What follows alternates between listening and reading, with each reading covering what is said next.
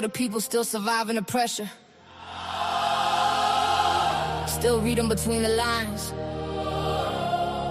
Still asking questions. Questions.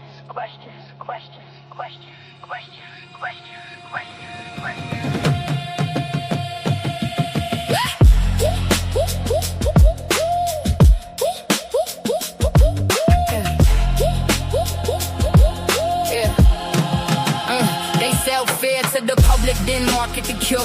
Turn pain into profit while the rich get secure. Whole system unstable, but they call it normal. Till the people get loud, now the headlines enormous. Hey, rent high, checks low, food prices jumping. Kids in debt before adulthood coming, and they wonder why the whole generation disrupted. When the truth too ugly, just to dress it up pretty. We don't trust the image, we study the pattern. Every speech sound polished, but the streets say it matter. If justice blind, why the poor feel targeted? Why the rich move reckless and avoid consequences? Look, they built districts crooked and called it political. Cut the school budgets down, but the prisons look beautiful. Every election cycle they rehearse being relatable, then disappear once the cameras ain't available. Healthcare tied to jobs, not survival employment. Miss one paycheck and the whole life get destroyed quick. Student loans stacking while wages stay tiny. CEOs break records while the workers move blindly. And the media addicted to trauma statistics. Turn suffering Bible for audience retention. Everybody screaming but nobody listening. Too much performance and not enough intervention. See, they weaponize language to soften the pressure. Call it economic gaps instead of strategic neglect. Call it urban decay instead of disinvestment. Then blame the community surviving the conditions. Whoop, whoop, that's psychological warfare. Smile in your face while they cutting healthcare. Tell you pull yourself up while they moving the staircase. Whole system gamed up, everybody can see it now. And every time the people speak up, they say we divisive, but silence never changed nothing. They sell fear to the public, then market the cure. Turn pain into profit while the rich get secure. Whole system unstable, but they call it normal. Till the people get loud, now the headlines enormous. Hey, rent high, checks low, food prices jumping. Kids in debt before adulthood coming, and they wonder why the whole generation disrupted. When the truth too ugly just to dress it up pretty. Look. Lobbyists write laws while the voters feel powerless. Corporations from both sides for strategic advantages. That's why every debate feels staged and theatrical. Too many empty promises, packages practical.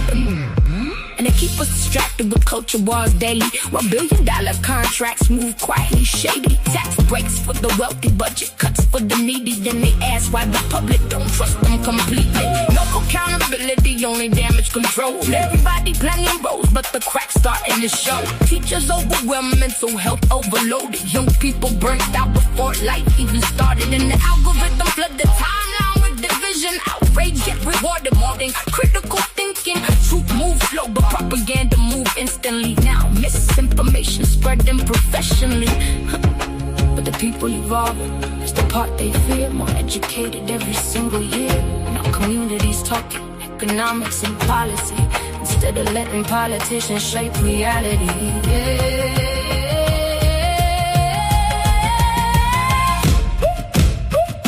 If freedom only work for certain demographics, that ain't freedom. If justice depend on your income bracket, that ain't justice. And if truth makes power uncomfortable, maybe power deserves questioning.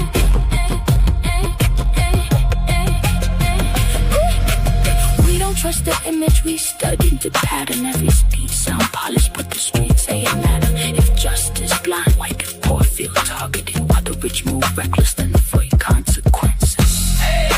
No fear in the dialogue, no silence in the struggle. We turn pain into pressure, and pressure in the muscle. Hands, eyes open, mind sharp, heart focused. It's more than music, it's documentation. History never changed because people stayed comfortable. It changed because somebody finally said, enough, enough, enough.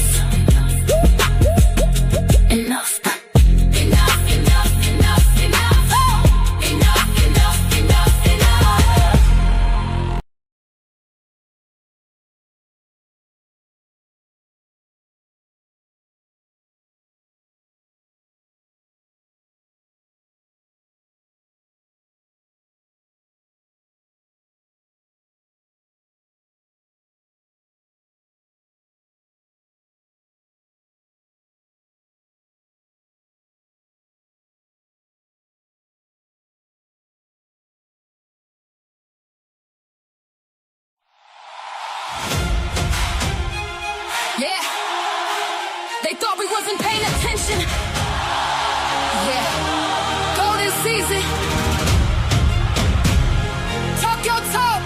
Facts. Facts. Facts. I came with receipts. I ain't come to play. Expose every lie they've been selling all day. Head held high, ain't ducking no smoke. Truth hit harder when the system broke. I came with receipts. Every file got names. Everybody loud till accountability came. We ain't moving in fear. We applying that heat. Better tighten up now, cause I brought the receipts. Let's go. See the cameras flash when the hearing start. Whole room shook when they spoke from the heart. Trying to cut me off, nah, reclaim my time. Every interruption just exposed the crime. History long, but the memory longer. Pressure make diamonds, pressure makes stronger. You can twist headlines, spin every thread. Can't rewrite facts when the truth been said. Everybody gangsta behind that bitch. Till the numbers show the public been stressed. Families hurting while they paint pretty bitches. Meanwhile, pockets getting thinner by the minute. Tell them stop having quick gaslight games. People buying eggs with a pocket full of change. You can fake statistics on a PowerPoint slide, but the checkout line don't never lie. Who gon' speak? We will. Who gon' fight? All night. Who gon' stand? When they kill our right. We will. We will. I came with receipts. I ain't come to play. Expose every lie they've been selling all day. Head held high, ain't ducking no smoke. Truth hit harder when the system broke. I came with receipts. Every file got names. Everybody loud till accountability came. We ain't moving in fear. We applying that heat. Better tighten up now, cause I brought the receipts. Courtrooms echo but the streets hear louder. Every bad ruler make the movement prouder. Take one vote when we register 10. Peel from the block, let the people win. And silence voices born from struggle. I built these dreams through pain and hustle. Ran my march so I can speak. Now I'm 10 toes down every single week. Every chapter got another revelation. People waking up across the nation. Ain't no crown without confrontation. Truth is the spark for transformation. Wake up. Ain't about left, ain't about right. It's about wrong hiding under bright lights. Question everything, don't worship names. Power belongs to the people, not fame. If they tell you hush, they tell you hush. If they tell you wait, move now. If they tell you quit, stand tall. If they show one love.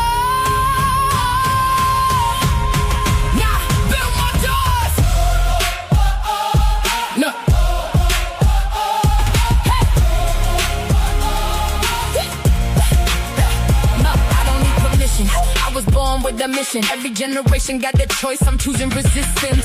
Pin like a weapon, mic like a torch. Truth keep burning till it like a whole torch. Kingdoms fall when the people unite. Darkness disappear when they turn on the light.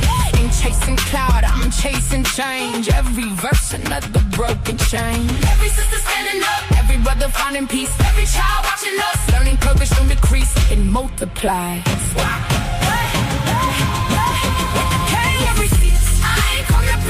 Truth don't fold when the headlines fade. Look for the pressure, built for the fight. We keep pushing to the future, look bright. Let's go. Hands to the sky, voices repeat. Justice ain't given, you earned every seat. From the block to the ballot, from the mic to the street. We ain't leaving till the people complete. The mission, the movement, stand up. The legacy, no fear. We brought the receipts.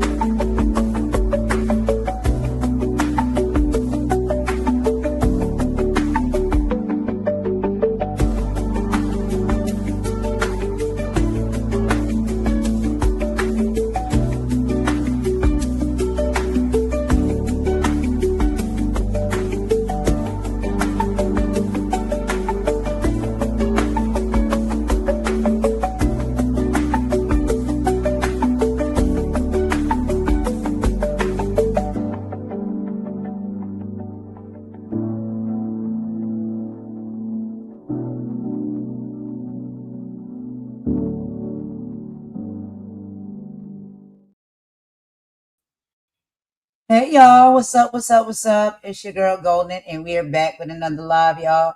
Doing something a little bit more chill today. We're gonna get into some celebrity things, some updates that we seen that I think will be pretty interesting and you guys may like as well. It is about 12:50 p.m. here Eastern Time in the Carolinas, and it is a very sunny, warm day outside. I'm having a great day. I hope you guys are having an excellent day in whatever respectful time zone you're in, whether it's morning, afternoon, evening, or night. And yes, it is Wednesday. So technically, y'all, that's hump day. We are halfway through. Okay, we almost are approaching the weekend. Hey, shout out to 1-800 Brick City. Thanks for joining. Welcome, welcome, welcome. Thanks for coming back. We really appreciate it. And yeah, we over here in the Carolinas chilling. But I have my favorite co-host here with me as well. My sis all the way from the UK. So we're gonna go ahead and let Imani come on to the stage. And Imani, girl, what's going on? What time is it there in your time zone? How's the weather and how you doing? It's about 12 minutes before 6 p.m. The sun is still shining. It's a good day here.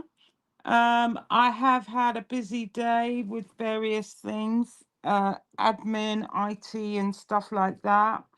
Yeah, I had quite a good day. Looking forward to this live. Nice and chilled, nice and relaxed. Um, don't have very much really on the housekeeping front. I see that baby reindeers, they're running her mouth again, of course, as per usual. Baby reindeer of YouTube stalks people's channels, stalks people's lives. But hey, what can we do? I think the best thing, I actually think that because she likes soca music, the best thing she can do is listen to a track from Patrice Roberts, which is Drink Water and Mind Your Business.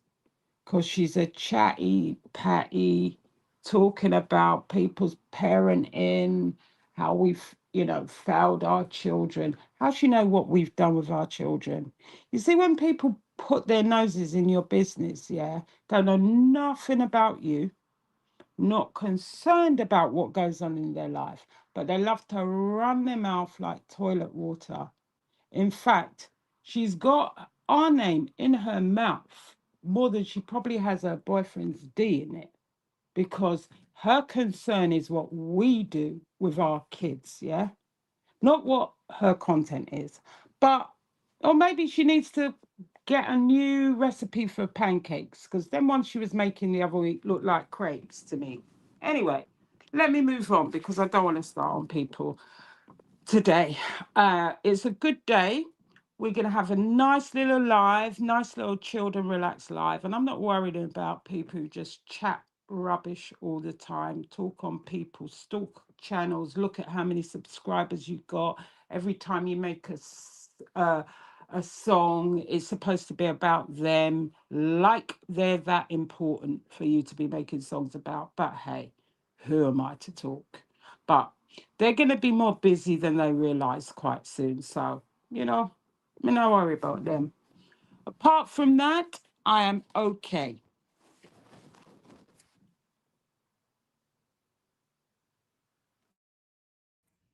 Yeah, y'all. So we basically was like it's just a chill housekeeping today, not too much to talk about. But yeah, basically, we know what baby reindeer be doing, little Bambi. So it's okay. Keep it up, like we said before, in due time. No, that's In not little baby reindeer. Baby reindeer is Martha, the I know, Netflix series.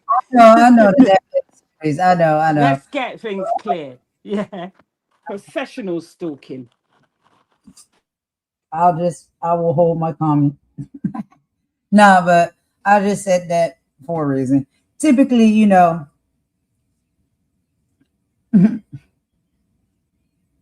never mind. Never mind. Moving on, y'all. So let's get into what we're gonna be talking about on today's live. Okay. So y'all, we got some interesting things here as far as celebrity news or whatnot.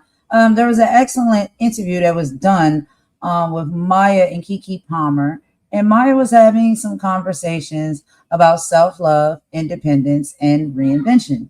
So Maya transitioned from being in the industry's U2K it girl into a completely independent powerhouse. She didn't let the music industry dictate her worth or her timeline. On Kiki's platform, she showed us that reinvention isn't about erasing your past, it's about owning your evolution. She spoke so beautifully about peace over presence in a world that tells women to constantly stay in the spotlight at the expense of their mental health. Maya chose her own peace, her vegan lifestyle, her spirituality, and her independence label. That takes immense courage. Let's also talk about the safe space that Kiki Palmer creates. Seeing two powerful Black women talk about the lonely parts of fame without competition, just purely lifting each other up, it gave me chills. It reminds us that self love is a community effort. And yes, it is not about race, it is about sisterhood. We all can practice self love. And if we all do and try to be the best versions of ourselves, we find ourselves being in better encounters, friendships, relationships, anything with other individuals. So, y'all, we're going to go ahead and show a little bit of this video and do some commentary in between. We will not play the entire interview because it's long. So, per usual, we're going to break it up in parts, y'all. We'll play the first 10 minutes, then we'll come back and talk about it. And then another 10 minutes, talk about it. Then another 10 minutes, talk about it. That's kind of how we do it when it comes to these long interviews. But a lot of the things that were said were so powerful and I think absolutely necessary and needed to be heard. So shout out to Maya and Kiki Palmer. Let's get into the video, y'all. Give me just a second to get everything pulled up. And we'll be right back. Oh, thank you for that great introduction, Golden. You like that, Imani? Yeah, we need that. Yeah, we you need got me that. back in the car. You got me back in the car because I was about to go on a tear up. Girl, you know, we be riding over here, chilling with the top down, you know, just letting the wind throw through our hair and having a good time and a good day. It don't always have to be war. We need more love than war anyway. So this is an excellent conversation. Let's go ahead and get into it, y'all, and let's spread love today. Let's just do that.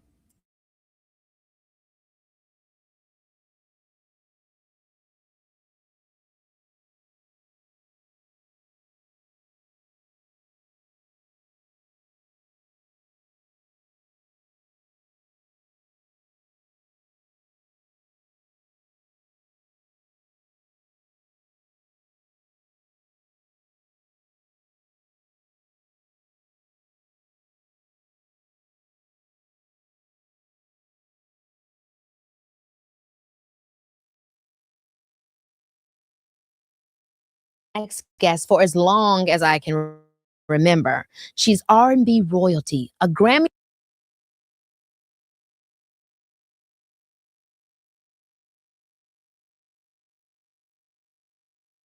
I've been a fan of my next guest for as long as I can remember. She's R&B royalty, a Grammy award-winning artist who has been part of the soundtrack to our lives for nearly 3 decades. From stepping into the game as a teenager to giving us iconic hits like Case of the X and Lady Marmalade, she has built a career that is global, intentional, and fully on her own terms. Now, she's back with her upcoming 10th studio album, Retrospect, and the single ASAP. Maya Militia, get ready, because baby, this is Kiki Palmer. Today's episode is brought to you by the new drinks at McDonald's. 6 new drinks, crafted sodas with cold foam, refreshers with popping boba and freeze-dried fruit, and trust, they are giving every proud of you. Thank you. That means so much coming from you. It really, really does. So talented, so gifted. Oh my gosh. So right back at amazing you. since Thank day one. you. Thank you. Well, you know, we always have everybody that comes to the show does the pre-show pull-up. So I was excited, guys, because usually when people do these pre-show pull-ups, I'm not shading nobody, but I can't read the chicken scratch that they be writing. But Miss Girl over here is very legible. It's clear, okay? Because I can actually read what it said. So zodiac sign, I already knew this, Libra, period. Mhm. Libra, I think aesthetics, you always give it a look. I feel like Libras are known for that. Do you feel very close to your sign? Absolutely. I was on ChatGPT this morning trying to figure all of this out that you're about to bring up. And, it does a deep dive. It does. It can tell you the moon. Do you know your moon? Now I do, as of today. What is it? So it starts with sun sign, which is Libra. Yeah. Moon is Cancer. Oh. And I'm a double because my rising is also Libra. Oh my gosh. And I was born 10-10, so perfectly balanced. What is the most Libra thing you think about you? Trying to achieve balance is always either the struggle or the goal. Yeah. And then I would say the destination that I finally get to. If it doesn't have balance, it doesn't make sense to me. Oh my gosh. I really actually relate to that. I have a Libra Mercury. So I'm also a very balanced person. I also believe in like fair stuff, but it's like, life is just not like that. So very often I'm on the other side and I'm like, diplomatic, all of that. Okay, so yes, I see you're big three, boom, we know that. And then what are you most grateful for today? When I read this, I'm like, this is so Maya because it says life, guys, but then in parentheses, it says the greatest gift, of course. And that is so you. I agree with that. Life is the greatest gift. A relationship or friendship non-negotiable for you. I mean, this is narcissism, jealousy, dangerous combination. And it's so true because sometimes, and I like how we say friendship too, because sometimes it's in the friendships, you know what I'm saying? And it can happen. I feel like in our industry, a lot of times too, because the world of our careers can be so big, we can be very open sometimes to that kind of thing where people just kind of, it's like, I'm not my career. It's like, I know it's a lot of lights and a lot of stuff that's happening here, but like, it's so important, I find, to make sure that my friendships and the people that are close to me don't let that tell them who I am or respond to that, or assume things about you because of it. Question you wished you were asked more interviews. I was excited about this. Are you hungry? Would you like to order some food? Oh, yes. Now, wait a minute, because y'all, we supposed to have stuff in your little snack room. Did you did. It was loaded. Good. It was loaded. Good. But sometimes you get a little dry-throated during interviews. And I know that food helps me just get by in life every day. It's the highlight of my day. And you like to cook, don't you? I love to cook. Yeah. I love to snack. But it's like a part of my functionality. If I don't eat, or at least have a little soup or something hot, I feel that I'm not delivering properly. Bad mood immediately. I mean, foodie. Hilarious. Okay, who is someone that you've met that made you feel starstruck? Which, this is an incredible name, Gregory Hines. Yes. I mean, Gregory Hines, icon, amazing, incredible. Where did you guys meet? I was 10 years old when I met Gregory Hines outside of, I think, Jelly's Last Jam, when I saw my very first Broadway show in New York City with my mom. And also the Macy's Day Parade was happening during that time. And I was a tap dancer, amongst a big group of tap dancers during that time. And we went to go see his play. But he comes outside of the door, to say hi to his fans and sign autographs. And I was so starstruck because I grew up watching Gregory Hines tap dance and act and sing, PBS specials, VHS and beta tapes. I have it all. Archival footage that I would study. Wow. And so when I met him in person, I was starstruck and frozen. Incredible. Yeah. Oh my gosh. Did you ever get to see him after you'd become the Maya that the world knows? Did you ever see him again? Yes. So he actually visited Washington, D.C., where I'm from, and visited a tap school that I was a part of. We got to perform with him. I think I was about 13. And then years later, I performed again as a tap dancer soloist, and he joined me on stage years after that when I was 16 at the Smithsonian Institution. And I was just freestyling on stage, and he was in the wings. And, I studied a lot of his steps. So I was pulling those steps out, and he came on stage and we started trading bars. In tap dance, we call that challenge. I love that trading bars. Like, girl, yes. So that was a big moment for me. I was starstruck then too. Oh my gosh, tapping is such a beautiful. I watch a lot of time the Chloe and Maud. Yes, those are my sisters. Oh my gosh, they're incredible. Like, I watch them and like, it's so, like, I'll try to think I can do it, but the way that you guys can hear rhythm and how you just move those feet, the sides, the back, the front. Well, you're so musical, so you can do it. I'm gonna have to learn. Okay. And then last one, what's a mantra you live by and why? One day at a time. I love this one. Yes, now that I'm older, that is just something that I must live by. Yeah. We can be in a rush every day to try to meet this expectation that we either place over ourselves or that society sometimes has over our heads. Yes. And you can stress yourself out, lose out on health and sleep and life and family. So I just take one thing at a time and not try to rush into getting the goal accomplished. Sometimes it doesn't take a day or it just can't happen overnight. Pacing. And that's what I was just actually saying to you a little bit 2 moments ago before we even got started the interview. It's Yeah. like sometimes I've felt very like I've always been so forward moving, and I would say that I have a large capacity. I can take on a Yeah. lot of things, and because I can, I feel like I should. But Mhm. I've been, as I've gotten older as well, started thinking, well, just because I can, it doesn't mean that I should. Mhm. It doesn't mean that I won't eventually, but like the pacing and one day at a time, and just like being present, which I know we say it all the time, but it's really like just like allowing yourself to like exist in the moment is so underrated. Yeah. You know what I mean? But it really, when you do, Yeah. time actually slows down in Yeah. a weird way. Well, I look at you and you started so young and you grew up in this business, which often I would say has a lot of people around us that also operate behind the scenes for what they specialize in. And a Yes. lot of that is about, we got to get it while we can, or we feel like, or they feel like we're going to miss out on something. Yep. And it's not necessarily like that. What's for you will always be for you. Yeah. Even when you say no, when you have to say no for your health or just family and shutdown time, it will always still be there for you, even though that was an opportunity you said no to. I think that can keep us on the hamster wheel for really so can. long. Yeah, it's It really okay can. to take care of you. Yeah. And that's also another mantra of mine these days. Yeah. I really receive Got that. to do that. I really receive that. I want to get even more into that, but I want to go to the start from the beginning with you because you also started very young. Not as young as you. When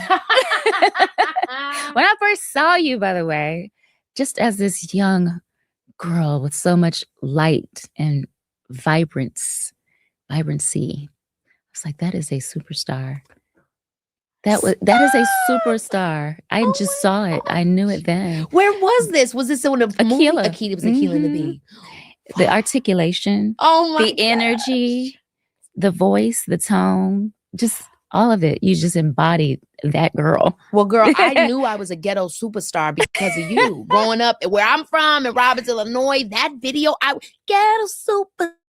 I watched it all, and it was like the song I would sing, you know what I mean? Because it's also the melody that we know. And so at family functions, they would be able to get a superstar. That is what so that is just like, for me, it's so full circle. Like, I love being able to get the opportunity to do this show and be able to meet and have real discussions with the people that I've looked up to for so many years. And you always have had, even though you're very beautiful, very sexy, you've always had such a wholesomeness, the purity that I think also the youth have always looked up to. You know what I mean? So as a young person watching the people on television and stuff, you were somebody that had all the things, but you had such a grace about you. You've always had such a grace. And so, yeah, for me as a kid, seeing that and, seeing you do that and all your dancing and everything was always really, really inspiring. So it means a lot to me when you say that, for sure. So you're from Washington, D.C. Yes, ma'am. And Maryland. County. Okay. Now, what was it like growing up? You were, I know you mentioned going to musicals, being in dance. Yeah. And how did growing up there shape your love for the arts? Well, there's so much culture in DC, so much talent. Yeah. And we also have a huge music scene, whether it's jazz, whether it's R&B and soul, and our staple sound, go-go music. And go-go is not just music, but it's an experience when you go to the go-go. It used to happen a lot in parks, outdoors, and still happens, but it's mostly indoors nowadays. But that's a staple sound for us and very influential for me. But watching my dad as my very first influence and introduction to music was the thing for me, whether it was in the studio, him recording in rehearsals, like in our living room, or garage, neighbors complaining, all that. That was my influence. I saw him perform. He had me in the nightclub like I was 12, 13. He's like, go ahead and tap dance. If you want to sing something, go ahead. So I was around all these wonderful guys and musicians that were like uncles. And my living room was lit. It was joy. I would just dance and sing when they would come over. And they'd be over every week because my dad is a gigger. He's on the road. Daddy, he just had a show. Oh my gosh, I love that. Shout out to Pops. Yeah. In his music, what is his style and vibe? He does everything. Right. Top 40, but R&B, soul, funk is the foundation Yeah. of my living room. And my dad's music. He's a songwriter, recording artist as well. And I watched him actually press vinyl, produce his music, and run his label independently. My mom would actually be the businesswoman behind the scenes, the accountant, the bookkeeper, and she's been doing that for me since 1997. Oh my gosh, we love To a this money day. mama, a mama that Yeah. know the coin. Shout out to Yes. Sharon too. She didn't know a lot, but she figured. All right, y'all. So we stop it right there for a quick commentary break. So I'm already getting my life, like just listening to these two beautiful, successful ladies, and just showing so much love to one another and hearing a lot of Maya's story, right? Because Maya is an artist as well, in part with Aaliyah, that have been some of my faves growing up. That I did watch a lot of their videos and listen to a lot of their music. And, I just really love their image. I love how they carried themselves. I love their style and their music. So it's great to learn about Maya. I did not know Maya was from Washington, D.C. So shout out to Washington, D.C. But she did talk a little bit about her D.C. roots and the go-go influence when it comes to her music. She talked about how the distinct percussion, heavy sound of go-go music shaped her early rhythm, her dance background, and her musical identity before she even hit mainstream. So that was pretty interesting to me. So many things stood out, but I don't want to do too much talking. Imani, I'll go ahead and let you give some commentary on this as well as far as what we've heard so far. So what do you think about Maya's story and her conversation with Kiki Palmer? Yeah, like you said, it's a great interview. It's two women who mutually appreciate one another. Um, yeah, she talked about being, I mean, I don't follow star signs really, but she talked about being a Libra and seeking balance and peace in life, and saying that her biggest blessing is life itself, which a lot of people don't appreciate the fact that we do have life and many people are losing their lives every day. And also, she talked about friendship and relationship non-negotiables, which I found, yeah, they're definitely out. Talking about narcissism and jealousy and valuing people that know that she's beyond being a celebrity. Um, also said taking one day at a time and not having to say yes to every opportunity, because what's meant for you won't pass you by. And it's good to rest. um and balance is a key to success. You don't have to burn yourself out to prove your worth. And like you said, she talked about the DC influence, and the culture and the go-go music shaping her artistry, and her father being her first musical inspiration because he was a performer.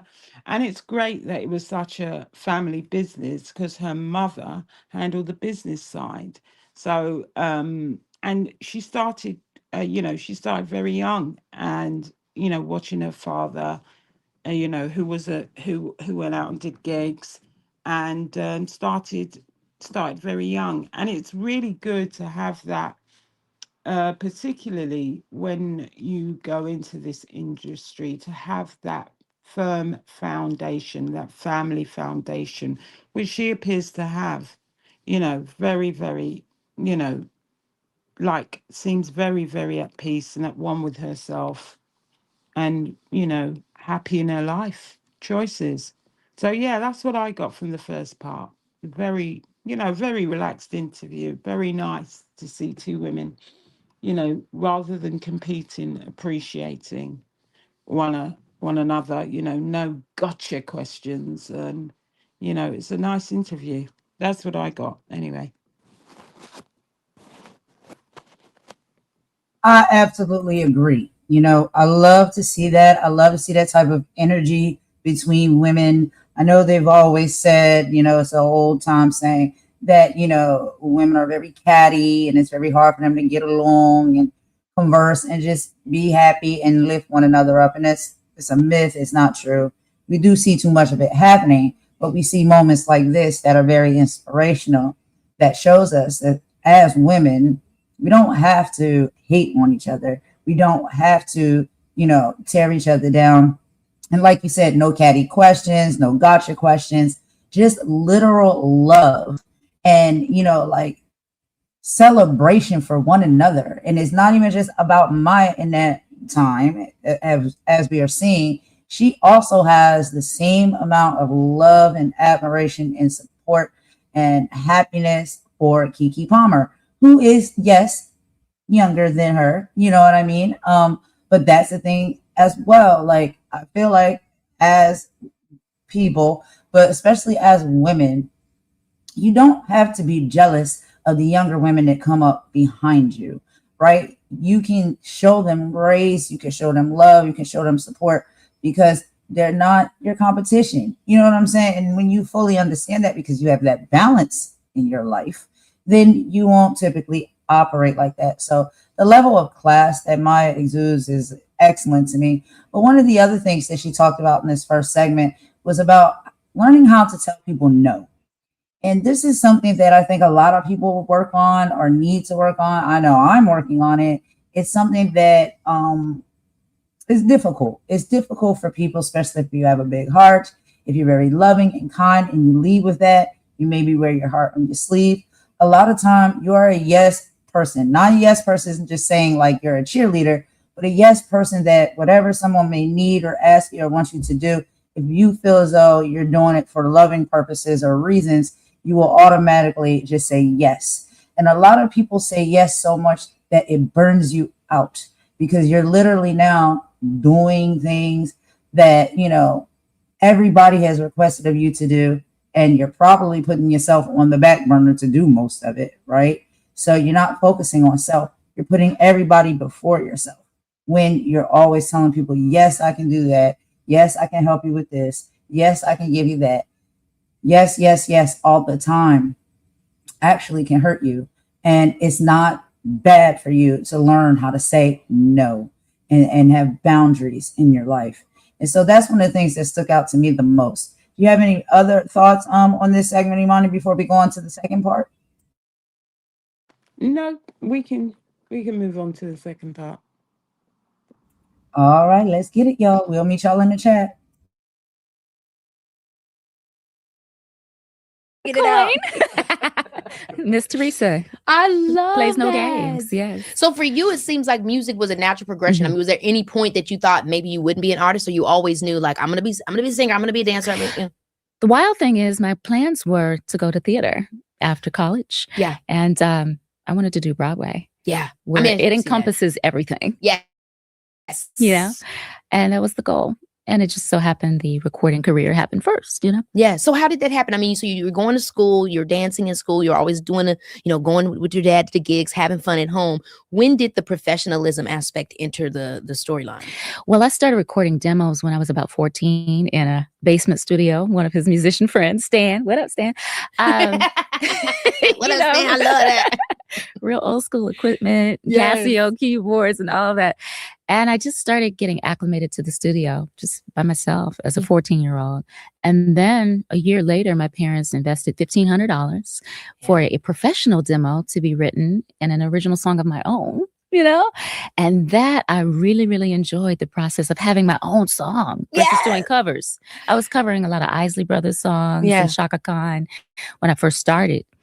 But that was so great. I started sharing it with my friends. And so now I had a Maya demo, right? Oh my God. And so there's this independent label, University Music Entertainment, UME, founded by Haq Islam in Washington, D.C. At the time, they had the girl gospel group Pure Soul signed. Yes. As well as Drew Hill. Drew Hill, yep. 1997, Drew Hill hit. They're from Baltimore.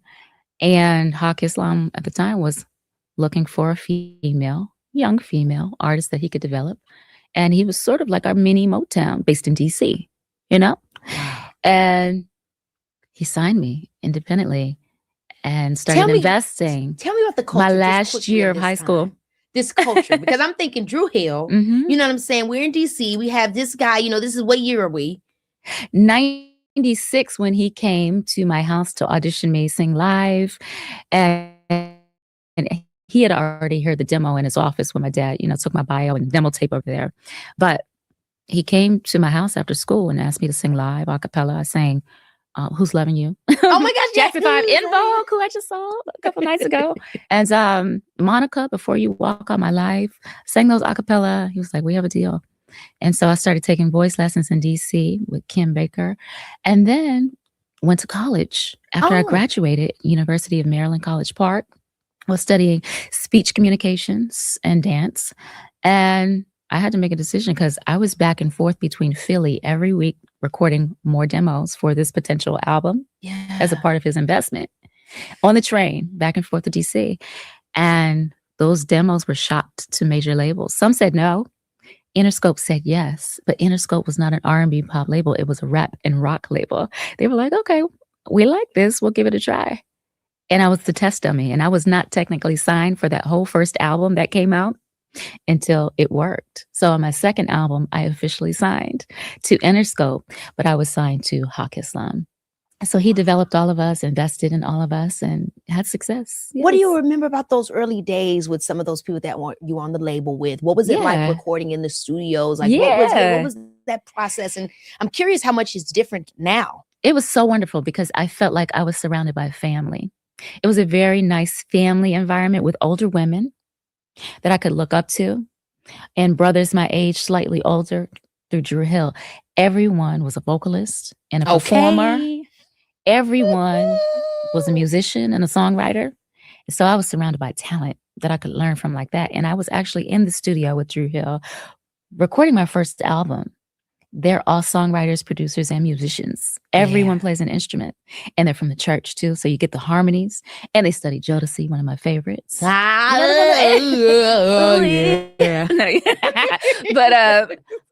just the good music from the 90s. Oh my God. It was all around us. And we were all out here for Lydia Soul one year in 97. And Drew Hill had just popped on the scene with Tell Me. Yeah. Tell me what you want. Yes. The excitement. And I hadn't just yet. I came out a year later, but I got to watch their success from the sidelines while I was in development and recording and learning. Yeah, it was really, really great. Was there anything that was overwhelming during that time about the industry coming in? I mean, that you were, that was new to you? Baby, this is Kiki Palmer.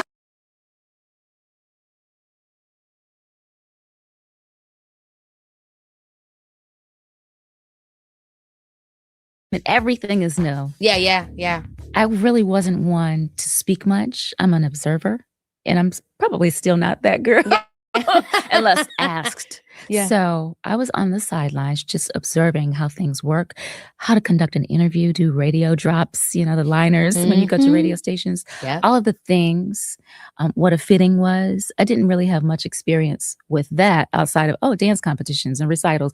But my mom would make all those outfits. So it wasn't a whole bunch of strangers, and all the energy and all the opinions and all of the critics and all of the things. If social media were around back then, I'm not exactly sure if I had the capacity or bandwidth to handle something like that. That is a lot for someone that's just learning themselves as a young woman and transitioning into womanhood, fresh out of high school. Sure. In a very insulated environment where you don't have freedom. And so you're learning in front of the world while everybody's watching you.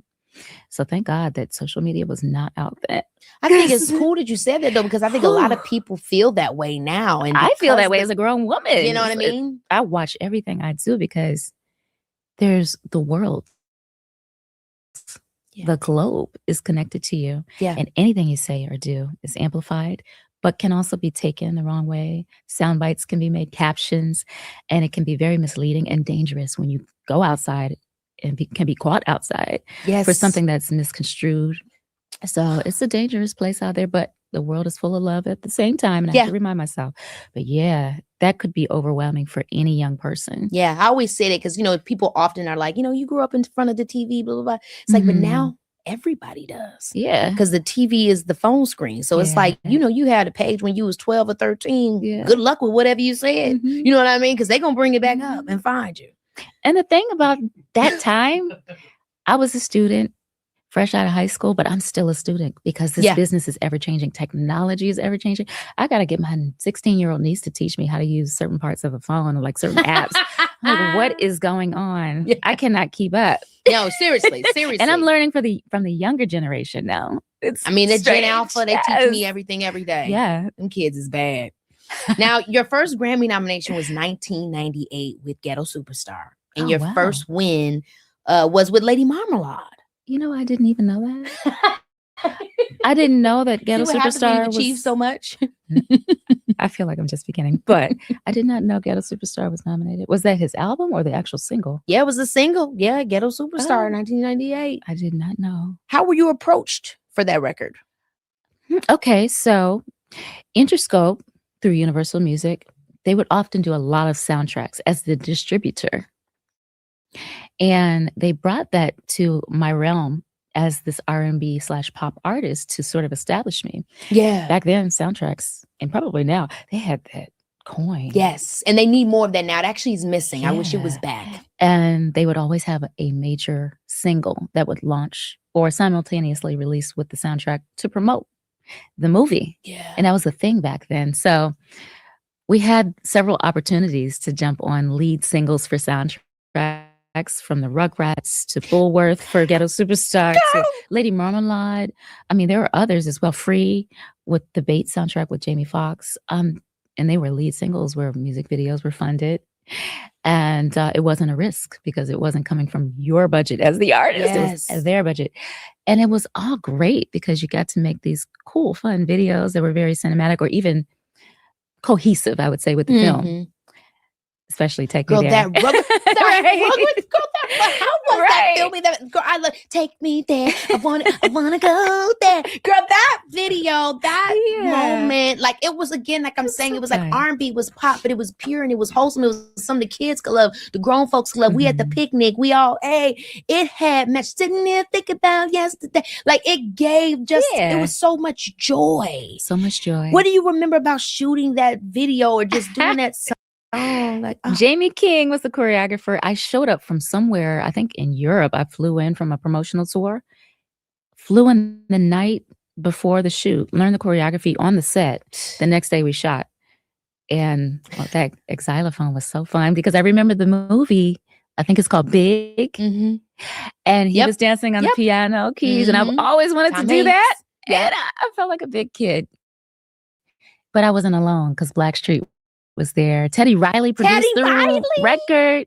Icon Legends. Love Teddy Riley. Mace was a part of it. So you had R&B and hip hop. It was awesome. Oh my gosh, that is just so freaking cool. I mean, and then you also got to perform with Patti LaBelle, obviously because it was Lady Marmalade, which was insane. I'm sure you love that. Or was this at the Grammys that you guys Surreal, performed? Yes. So what do you remember with that, with the performance and being on stage with her and working with her? Well, we first saw Patti. I think it was center staging in Burbank, maybe.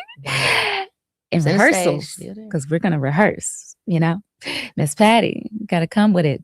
And she walked in and we were just silent. We were like, this is real. The queen has arrived and she's going to sing with us. We were kind of frozen for a minute. And then rehearsal, the music starts and we're still pinching ourselves because we got to show up. And this is her song originally. So we got to do it correctly. No, seriously. You know? And I heard that this was with Pink and Christina Aguilera. They were on there too. I heard they was fighting for the lead singing part. Do you remember any of that? I don't, because we actually cut our leads separately, but we were all present when we cut our backgrounds. That's what I do know. We were all there. Missy was there. Rock Wilder was there. Ron Fair was there. Yeah. I mean, I hadn't seen any of that. I wasn't a witness to any drama, so I don't know what that is or what it's about, but we did have a lot of fun. That is so cool. And Patti was, I mean, I don't think I've ever met Patti LaBelle, but she do be making them pies. I know that. And I do too. I make my pies as well. Patti's pies. Okay, now one of my absolute favorite songs of yours is Case of the X. I mean, it's just like, come on, it's a classic. You performed it obviously at the BET Awards 2025, actually, you know, which was dope to see that again. When did you realize how big that song was? Did you realize it then? At the time? Honestly, recently, when TikTok was born. because there were so many different people that had broomsticks doing these nostalgic Yeah. challenges. I didn't know it was really a thing because I didn't have that opportunity with social media to see the effect.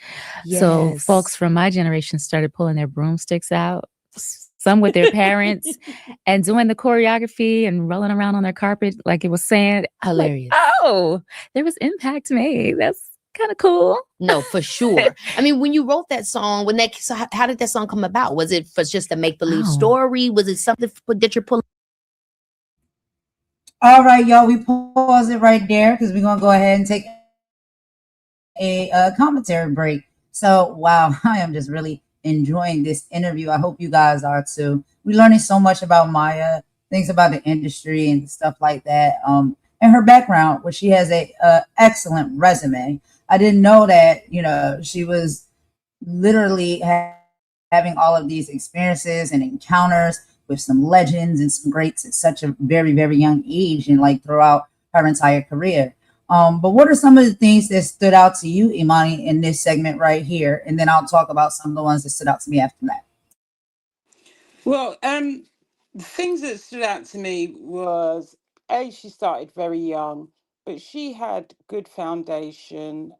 She came. Her father, was an artist, but she also had family support.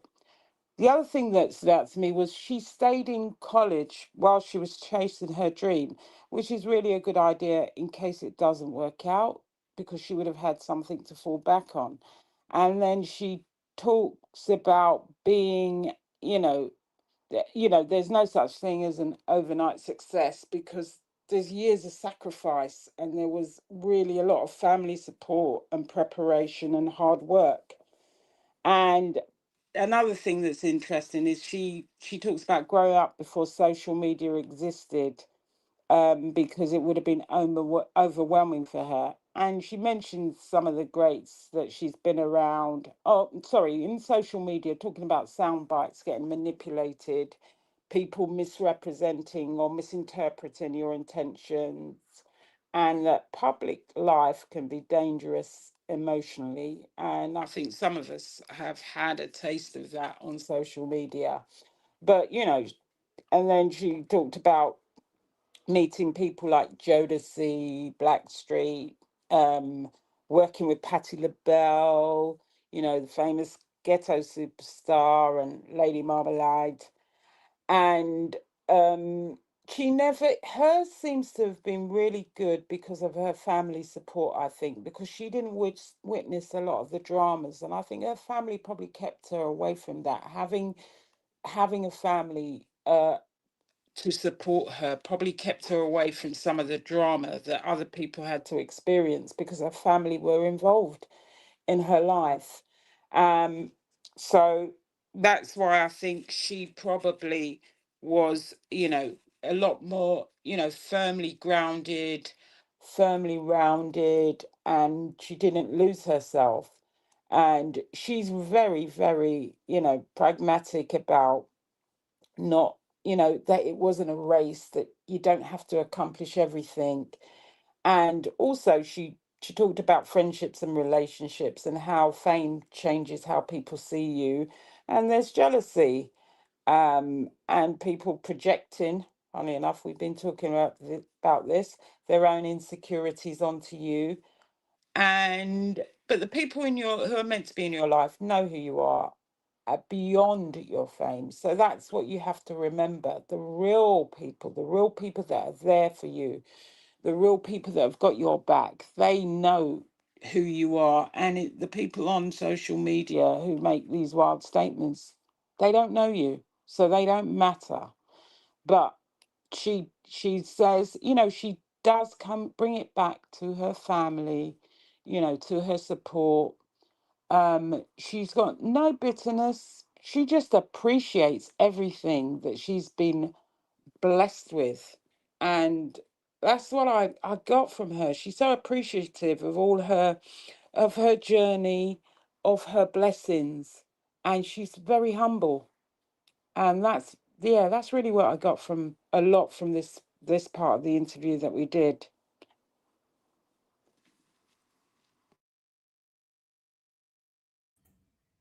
I absolutely agree. And a lot of, the things that stood out to you, though, they were also the ones that stood out to me as well. And just kind of just put my 2 cents on it since you've already said some of them.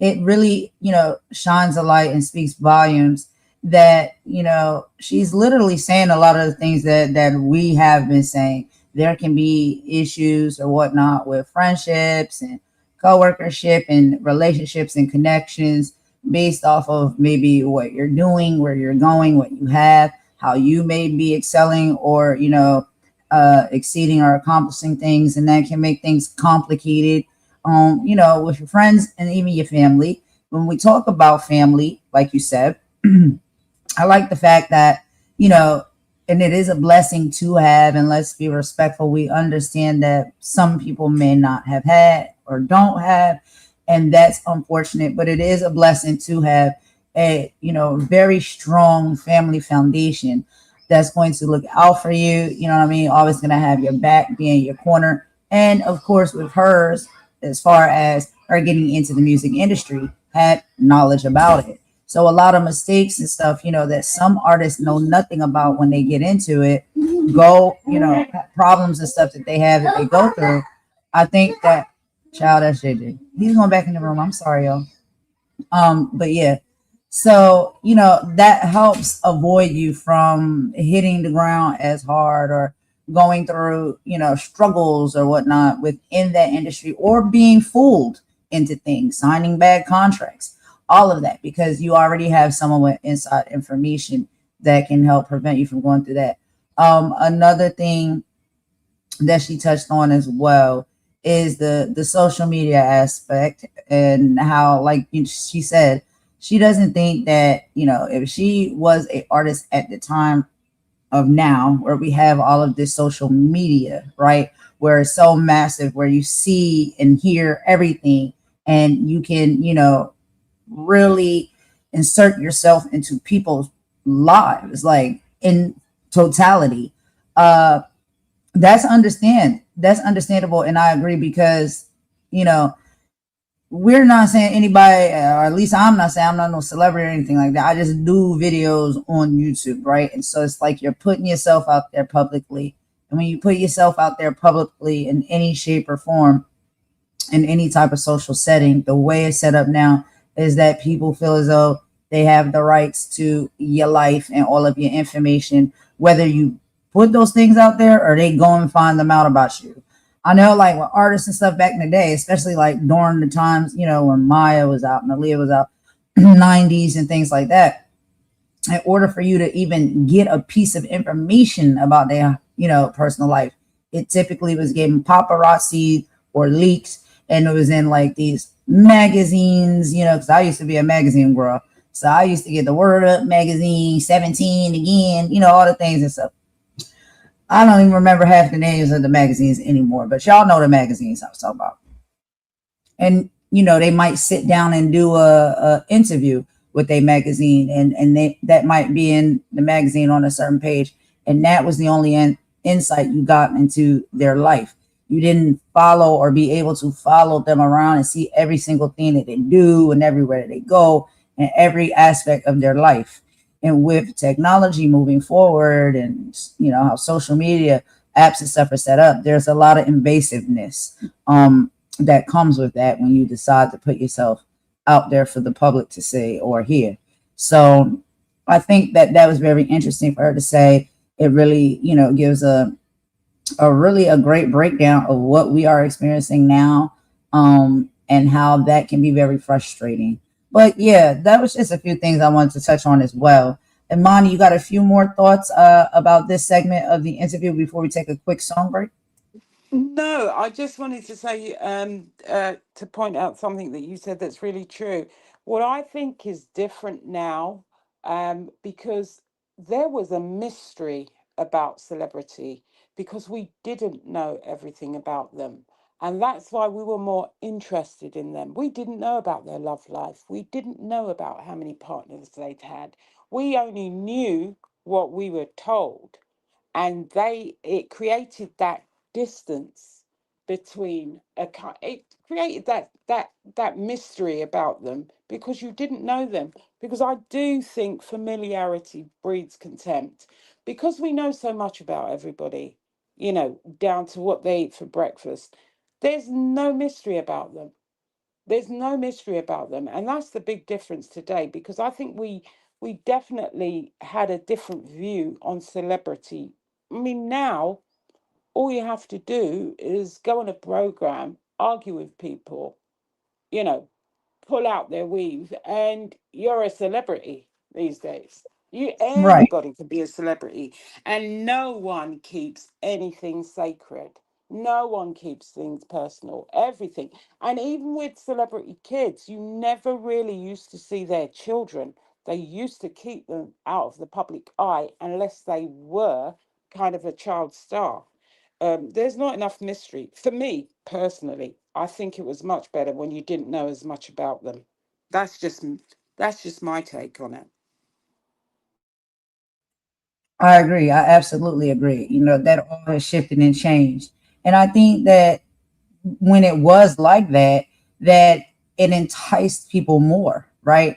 But it also, I guess maybe it gave them, or what they might have felt, more so of a level of like a how do I say this respectfully? Of celebrity, yeah, but then there was that, they think that they're above and everybody else is below. And now with how it is, and not all celebrities felt that way, but it was like a disconnect. You know what I mean? Like it was a separation. Like you are the supporters and the fans, we are the celebrities and things like that. But like I said, not all of them felt that way because they're very gracious and loving to their supporters and fans. A lot of them.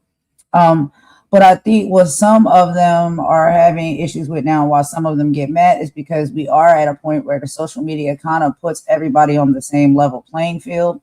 And I think there's some artists and stuff that desire to probably have been back in that time where they felt as though, they were untouchable or they were higher than or whatever like that. So I don't know. That's just something that popped up into my mind. There's certain artists that I think may feel that way based off of their actions, but it's now I think we everybody is overshare. I think we've become a society, we overshare. All of right. us. I'm talking about in general. Everything seems to be for social media, or everybody has to share everything with everybody, and that's what creates the familiarity that breeds contempt.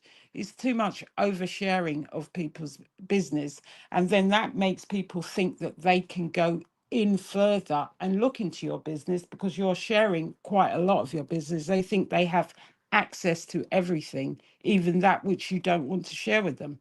That's what I think. I think we've become gradually a society that wants to share everything. Some things that we don't need to be honest with you. I mean, you even had a situation. I remember one time where people were filming pap smears. I mean, what the hell? You know what I mean? Exactly, like ooh, we definitely see like there when it comes to things shifting and changing in life, we definitely can see that a lot of things change for the better, but sometimes a lot of things don't. And how do we find, like Maya has seemed to be very much an expert in finding the balance. We have to find a balance because there's nothing we can do. We can't stop, the future from happening. We can't stop things from progressing probably more with this technology and all of this stuff. We know it's coming. We know it's going to happen. But I think if you find a happy balance between the two, a safe balance between the two, maybe we can operate with it because, this is the times that we're living in. But y'all, we don't want to talk too much because we got a few more things to get through. After this, we are going to play just a teeny bit more of this interview, and then we'll be moving on to a interesting interview with Ice Cube over on Big Boy TV. And y'all probably been waiting for this movie, like I've been waiting for this movie. But we may get some insight that we're gonna get one of those movies coming out very soon. So let's take a quick song break and we'll be right back, y'all. Okay. Thanks for watching. Thanks for all the support. Rock with us through this song, and we'll get back into the video.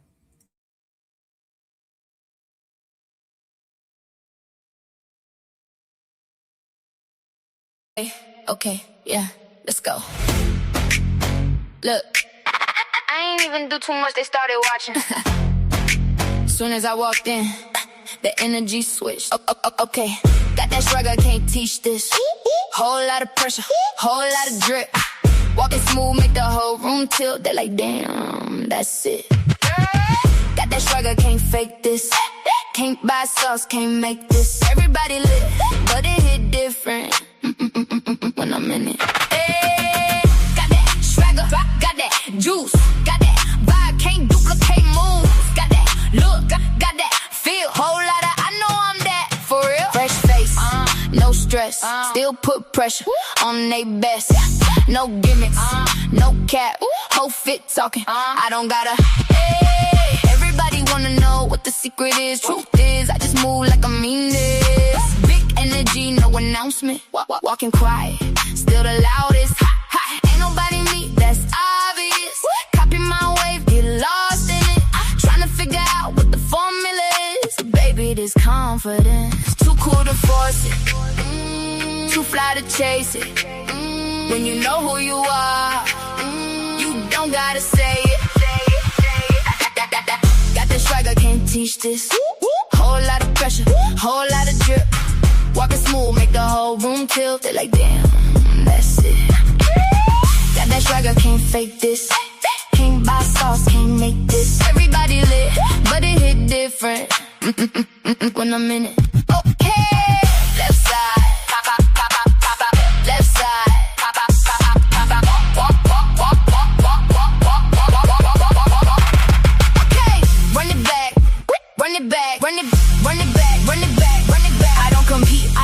That's enough to make them sick. Whole mood, whole vibe, whole lot of confidence outside. They scroll, they stare, trying to figure out how I got here.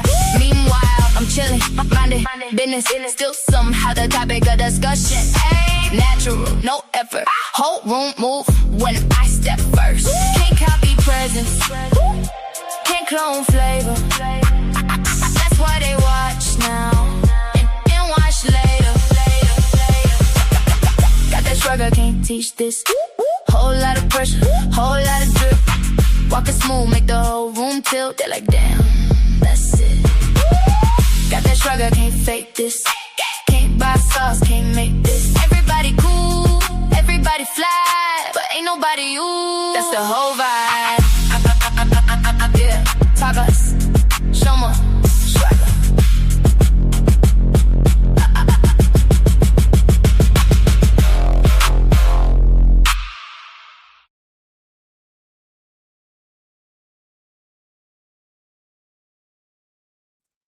All right, y'all. So thanks for rocking with us with that quick song break right there. And yeah, with that song, when it's swagger, y'all see how I spelled it. It's about us all. Everybody has your own swagger. You know what I mean? Like, there's only one you. We've been created unique. We all are different. We all have our strengths. We all have our weaknesses, but we all are somebody, and we all have our own swag. So it's not a boastful song. It's a song that I made because it's like, you know, there's only one you, and only you can do what you do. So I wish people would remember that. Maybe that would alleviate a lot of, you know, envy and hatefulness and jealousy or whatever. Everybody out here is rocking it out in their own way. But y'all, we at the 1 hour mark. So what we're going to do, how we typically do, when we do the interviews or whatnot that are long, because they're sometimes an hour and so long. So we can't play all of it. So what we're going to do when it comes to the Maya interview with Keke Palmer, we'll stop right here where we're at. And we're going to do it in a few segments like we've done some of the other interviews. And we will go ahead and move on now to the second interview that we want to show you all, and conversation that we want to show you all. That'll be really interesting. We're going to hear a little bit from Ice Cube. And he's over there on Big Boy TV. Shout out to Big Boy TV. I really, really love Big Boy TV's platform. I do. And I love his energy, his personality, and how he really is respectful and engaged with his guests. I have never heard not one time that he has had a bad interview where someone has felt like they've been disrespected, that they have gotten upset, or they've walked out or anything. Like everybody rocked with Big Boy because Big Boy has a very nice personality and spirit. So yeah, Ice Cube came to sit down and speak with Big Boy. So let's talk about a little bit of what they discussed, and then we'll get into the video. So if y'all have not seen it yet, because you may have, but a lot of people may be upset. I mean, I'm sorry, very excited because Cube and Mike Epps both was over there on Big Boy TV and confirmed that the fourth movie, yes, last Friday, you know, the Friday series, is actually in the works for a ride through the hood. That's what they said, y'all. And get this, Cube got DJ Pooh and Aaron McGruder, the creator of the Boondocks, y'all, in the writer's room. Imagine how great this film is going to be. Because that's also a show and two individuals that I think did excellent work when it came to the Boondocks. So they have brought them in, right? So the comedy is about to be literally unhinged. And guess what? Is Smokey back? We got to talk about the biggest tea that's been spilled. They said that Chris Tucker is in active talks and wants to do it. If Craig and Smokey link back up after 30 years to deal with a gentrified neighborhood, cinema history. Period. That's all I can say. And Mike Epps even joked about how Cube has put so many legends on, and it is time for one last ride. And look what he did again. He brought in DJ Pooh and Aaron McGruder on this project. And I say salute to Ice Cube. Shout out to him. Shout out to DJ Pooh, Aaron McGruder, Chris Tucker, and Mike Epps. We love to see it. We love to see it. I don't know. Y'all let me know. That's my opinion. I love to see it. But guess what? They are making us wait for the movie to celebrate. They announced the Everyday's Friday Lyrics Lounging and Laughing Mega Fan event that is hitting Long Beach Amphitheater this July, which is just next month. Cube is bringing the music, Mike is bringing the comedy, and it's basically a massive cookout for the culture. So, is y'all buying tickets? Y'all gonna go? Let's see. We're gonna get into this video real quick, y'all. Before we do, we're gonna hear from Imani a little bit. Imani, are you excited about this? What do you think? Of course, I'm excited. I mean, who hasn't ever quoted by Felicia in their life? Who hasn't? Exactly. I know I'm really excited. And also it's like that it's nice to have, some comedy, something to laugh at. Um I didn't realize that it was like over 30 years old. I must have been about 2 when this started. No, not really. No, I didn't realize that Friday was Friday was 30 years over 30 years old. 31 years old, in fact.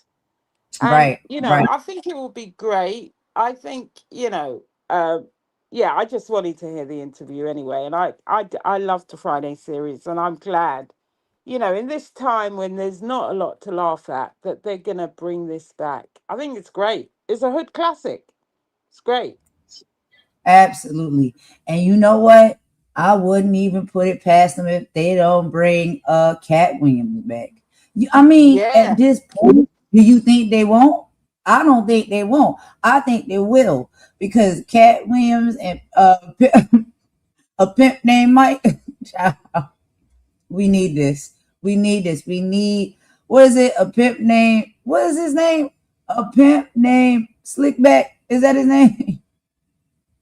But I'm just saying, when it comes to comedy, y'all, and when it comes to business, and when it comes to putting people on, when it comes to seeing like what people really can do and wanting to lift one another up, we got to shout out to Ice Cube. He really does that. He's done that, and he's continuing to do it. He's bringing the band back together. He's bringing new, beautiful creators into the studio to work with him on this project.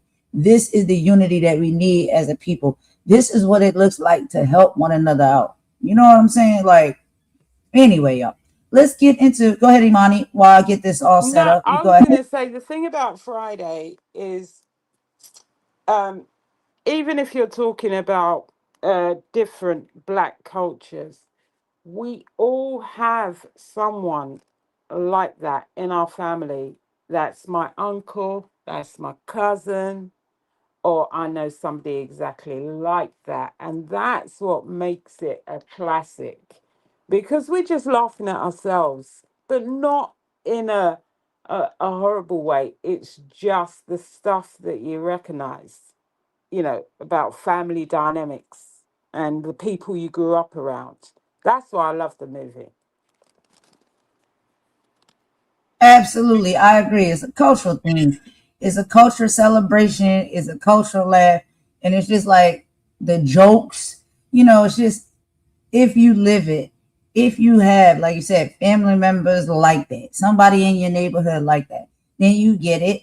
And then for other people that may not necessarily, then it's like you're learning. You also are learning about different cultures, people, different backgrounds and history, how things work and operate over there in their place and space.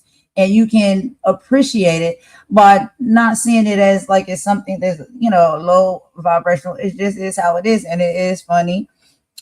We laugh, others laugh, but they teach you a lot as well. So let's go ahead and get into this, y'all. We're gonna listen to a little bit of this interview because we can learn each other and just joke around. You know what I'm saying? It doesn't have to be too serious, but learn, listen. So let's get into this, and we'll meet y'all in the chat.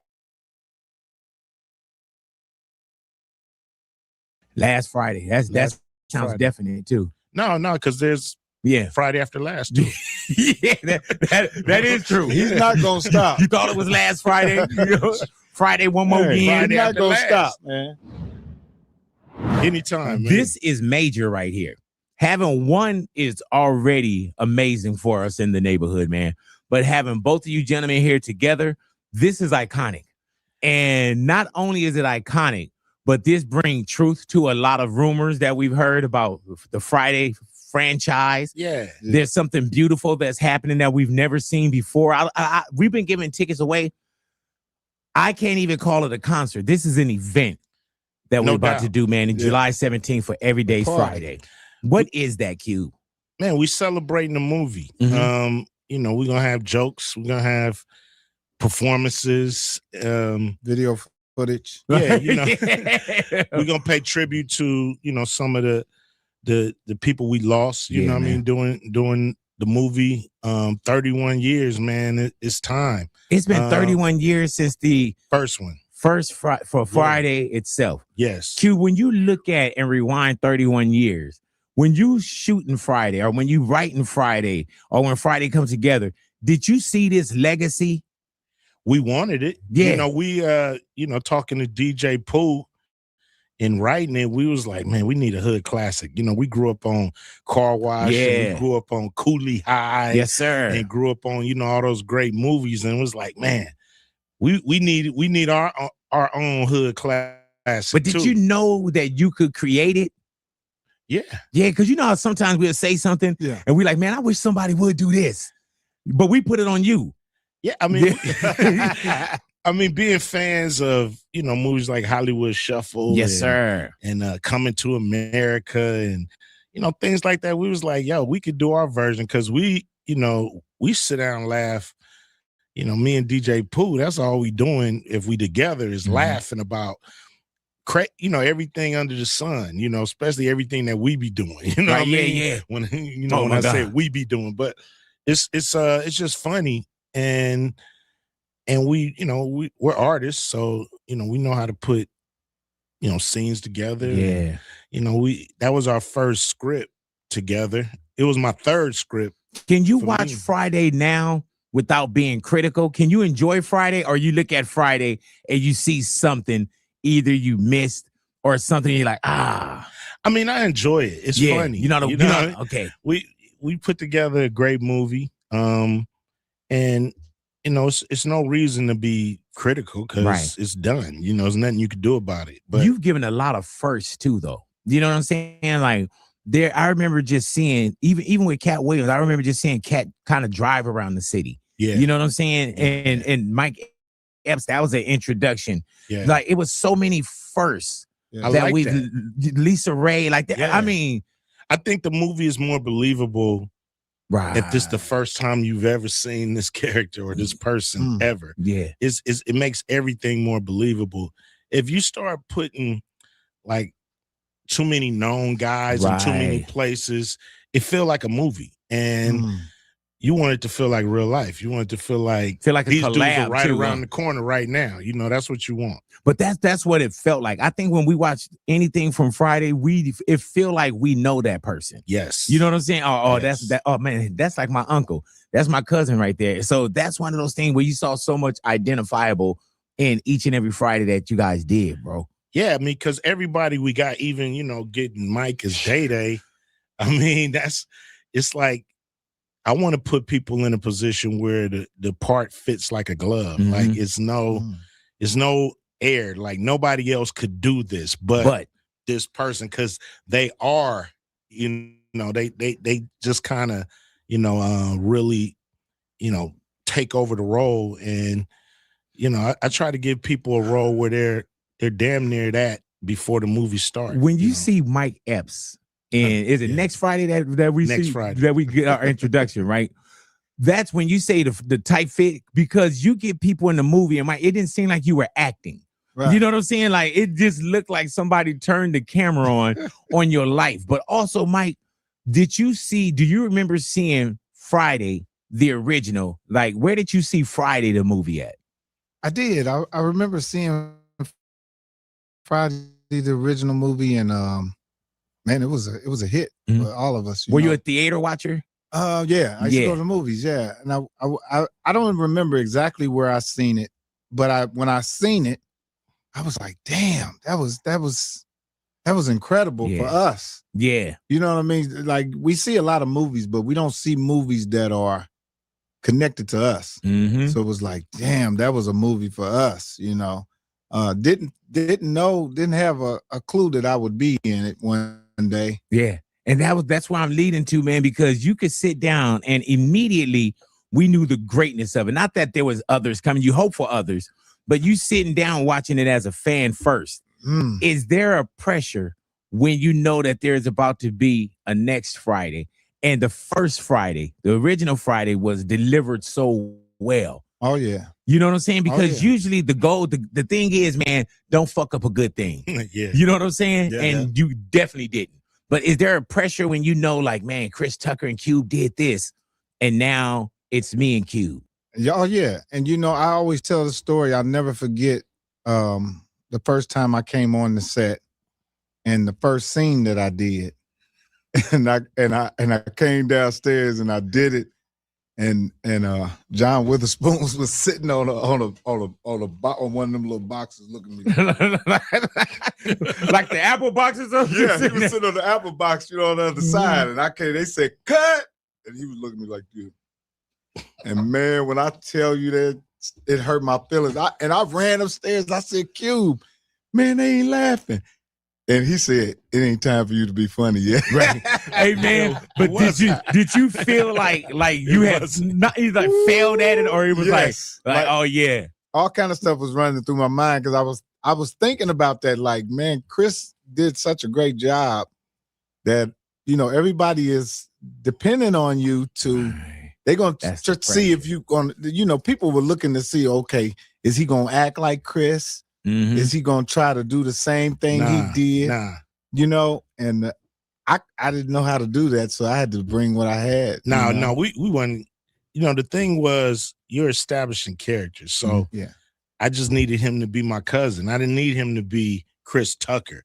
I just needed him to seem like, hey, yo, these two dudes are cousins. It's my crazy cousin, right? Too, and crazy uncle.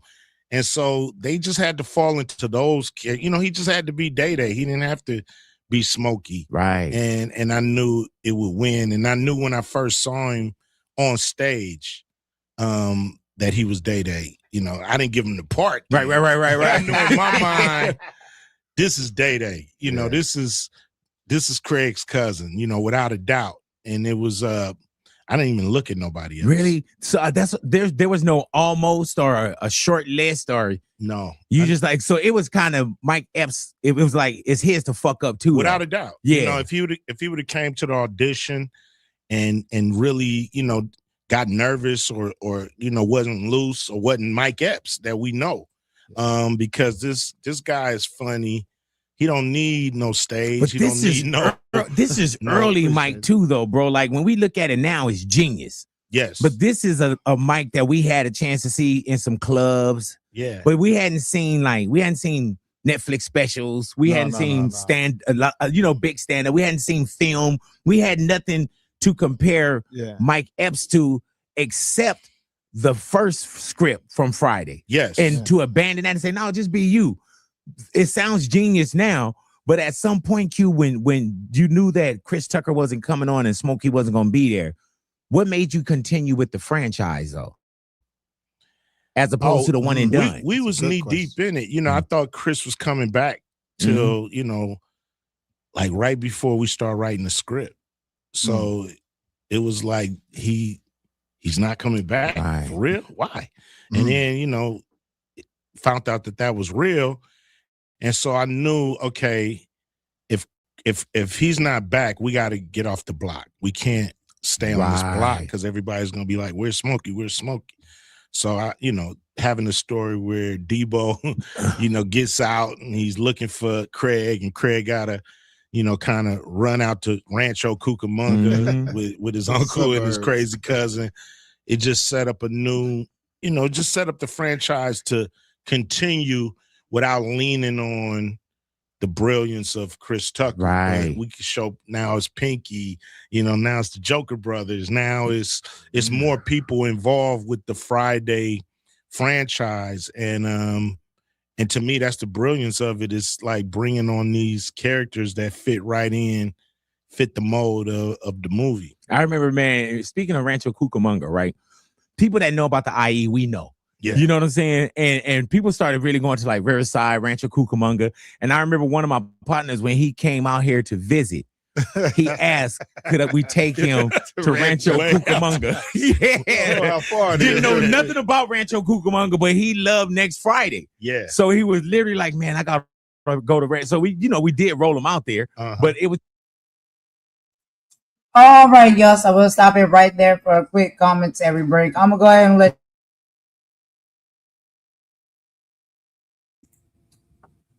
and let you lead on this one, Imani. Let me know what you think about this portion of the segment of the interview so far, and also the overall, you know, the excitement that we had. Like, yeah, we about to get another Friday movie. Right. Go ahead. I Let you lead on it. remembered Cat Williams was Money Mike. Girl, I got the names all wrong. Money Mike. Okay, Money Mike. Yeah, it was But I Money Mike. really Wasn't he Money Mike, the pimp? Yeah, the pimp. Yeah. Yeah. I bet you he'll be back. Yeah, it was Money Mike in the pimp. But you know what was really, really nice about hearing about them bringing this back was, first and foremost, it's this film reflected life with humor and kind of humanity. It wasn't about trauma. It wasn't about pain. It was about Black people surviving, clowning, laughing, and living with the crazy relatives that we sometimes have. And that's what I loved about the Friday franchise. And the fact that, you know, they want to bring it back. And it must have been difficult for, you know, put it this way, it must have been difficult for Mike Epps to step into Chris Tucker's shoes, because he was, you know, a big part of the first movie. But I love the fact that Q didn't want him to be a Smokey. He wanted him to be Day Day. And Day Exactly. Day. The names crack me up in the Friday movie. And he let him be himself. But one of the things that I know that people say about working with Williams is that he improvises all the time, just like they talked about Martin Lawrence, that they just let him run. So I can imagine him on that set. I mean, can you imagine? I just think it must have been so fun. I mean, maybe I'm over imagining it. It must have been so fun filming that movie. And but that's why I just think this is just, it makes me feel, it brings that old sort of happiness back. It makes me feel joy thinking about these movies and the laughter. And I think I'm going to go and watch them again now after today. You know what I mean? I just love Yeah. the fact that it's got that. There were two comedies that I loved. I mean, obviously Friday's 31 years old, but then I remember there wasn't a lot of good comedy at the time. Um, but there were things like Coming to America, like I said, that we grew up on. I remember the next sort of franchise of comedies that I watched, which wasn't created by black folks, but I thought was hysterical, were the Hangover franchise. I thought that was another franchise that made me laugh. It lifted your mood if you watch that Hangover franchise. You know, there's just so much that laughter brings and the joy it brings. And like I said, it's not about pain, it's not about trauma, it's not about, your bro getting shot up and you carrying him, in the back of your car. It's just about black people clowning each other and being family, friends, and living. And that's why I liked it. And that's why I like this interview.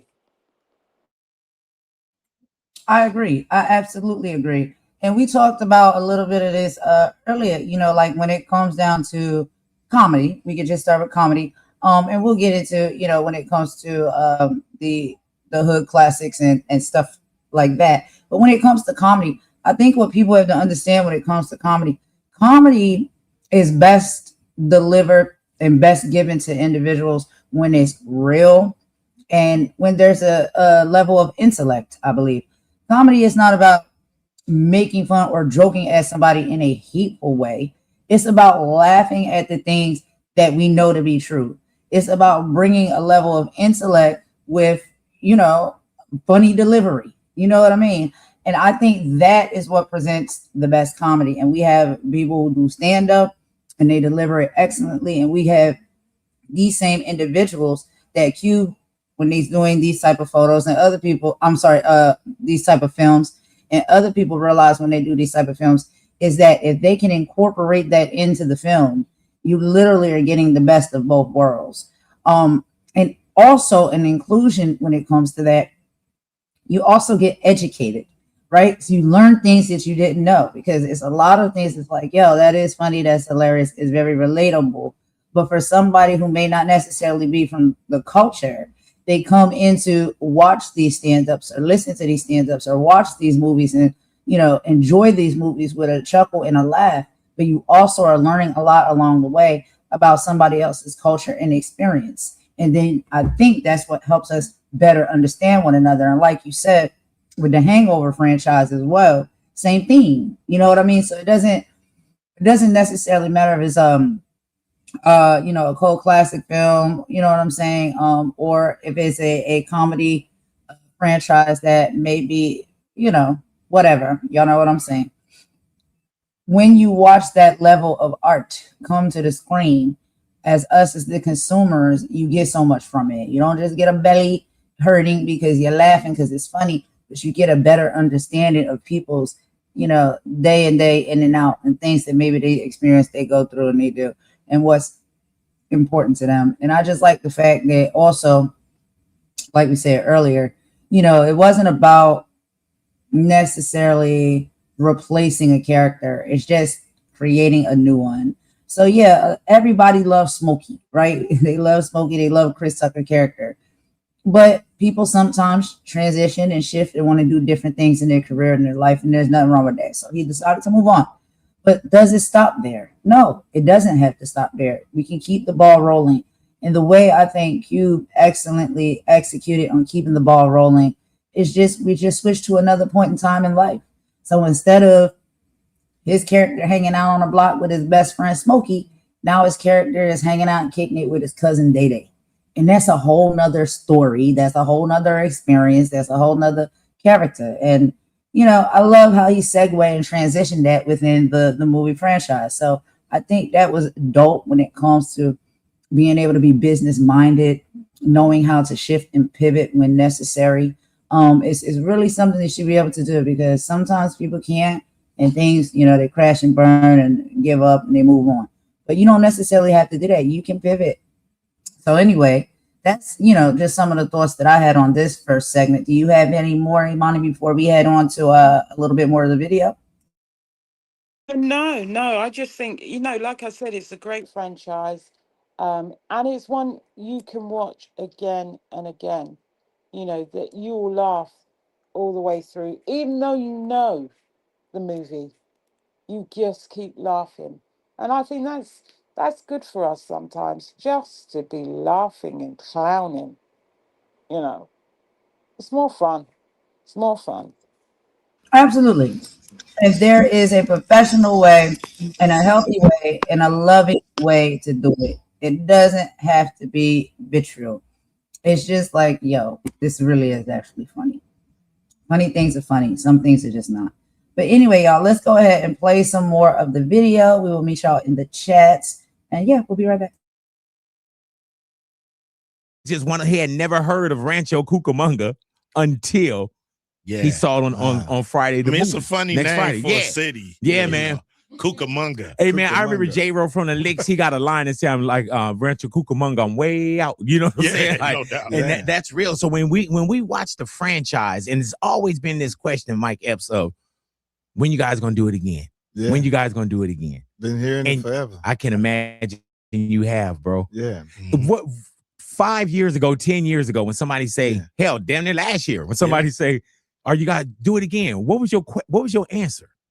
I mean, you know, knowing Q, you know, as a friend and as artists together in this business, I always knew that Cube was a guy that really, really loves his franchise and didn't abandon them, you know. And that's one of them that I know for a fact that it's one of them forever. It's one of them, you know, marathon type of franchises. So, you know, I never told people that. I always said I don't know. Right? Yeah. You told me that. I don't know, but I never said there'll never be one. It's a thing where, like, if I couldn't do it right, why do it at all? Right. Like, why mess up the other movies if I can't do this next one right? And it was a situation where kept going back and forth with New Line, you know, because they, you know, started to say this is what the movie needs to be, and I'm like, whoa. Slow down. Slow down. You had to slow down a lot of people. I know what the movie needs to be. I remember Bootleg Kev tried to throw you an idea. You're like, we got it. I mean, at the end of the day, you know, it's kind of like, you know, no way could they take this franchise and tell us where to take it to the next level. Right. You know, you got to know what's going on, you know, with the pulse of the people to know where to take this movie. You know, it's not just a acting thing. You just go write a script that's funny.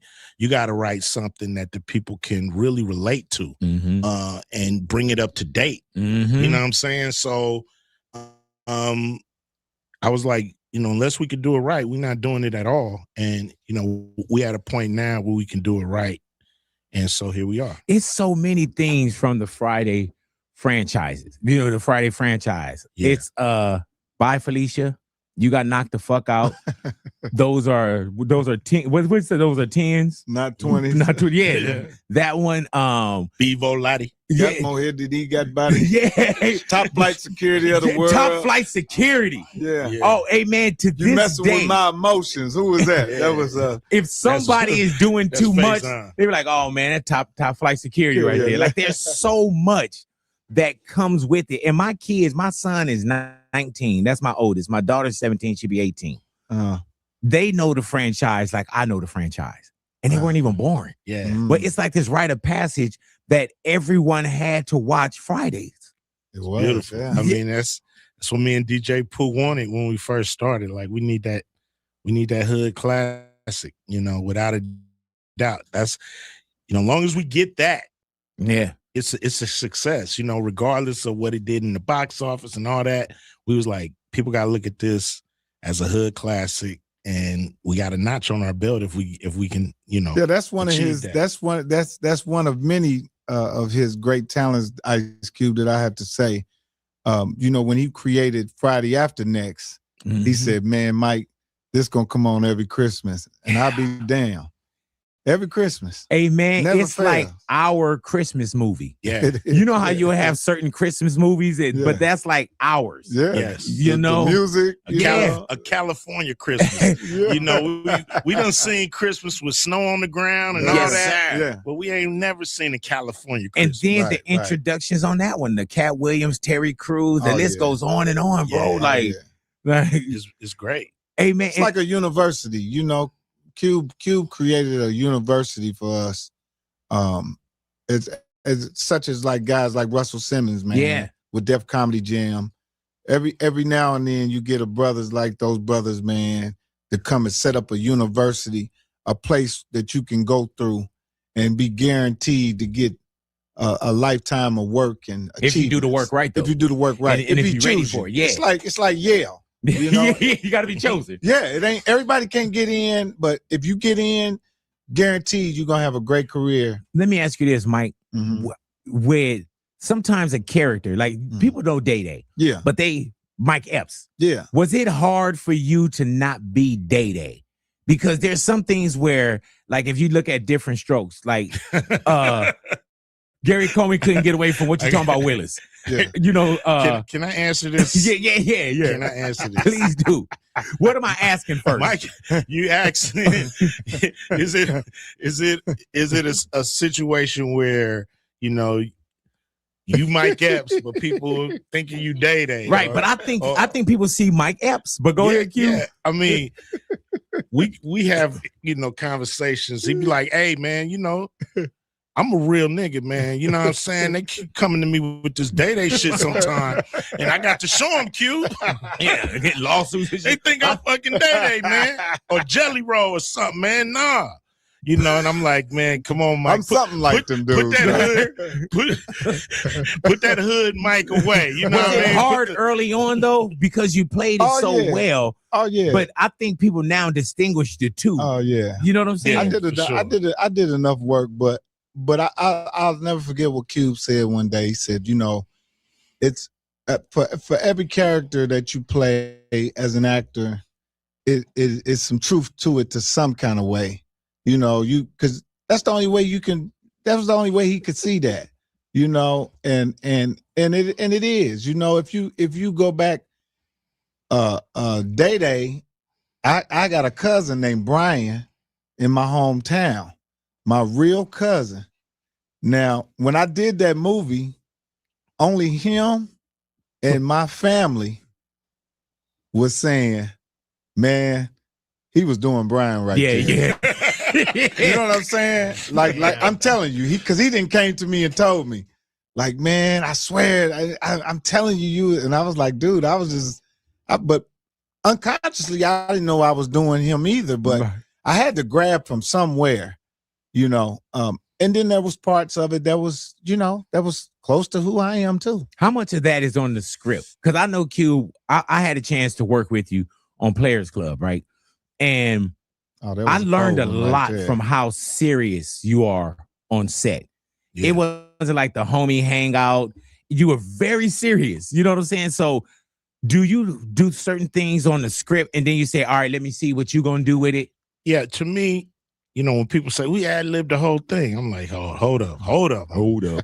Wait. Nah, man, like the script is laugh out loud funny before we even shoot it, because it's no shooting a script until, everybody that read it is laughing. Right. So the table reads were funny. So it got to be funny from the jump. And then giving it to somebody like Mike, you say, hey, Mike, give me what's on the page, a few takes. and then go off. Whatever you want to do. Once we got that, that's what I love. Once we lock that in, now you can see that you can just go off. Have fun. Directors, are you out there? Are you watching this and hear this? Listen to this man right here, because that's what I mean. If you hire somebody, if you hire Anthony Hamilton to sing in your movie, but maybe the script is not there for him to sing the way. That's what you're supposed to tell him to do. Give me an Anthony Hamilton after you gave me these on the page. Right. Because that's what I hired you for. So directors need to learn that and understand that, man. You gotta let these people, because you don't know what you're gonna get unless you let them go. That's right. Was Friday your first movie? Next Friday your first movie?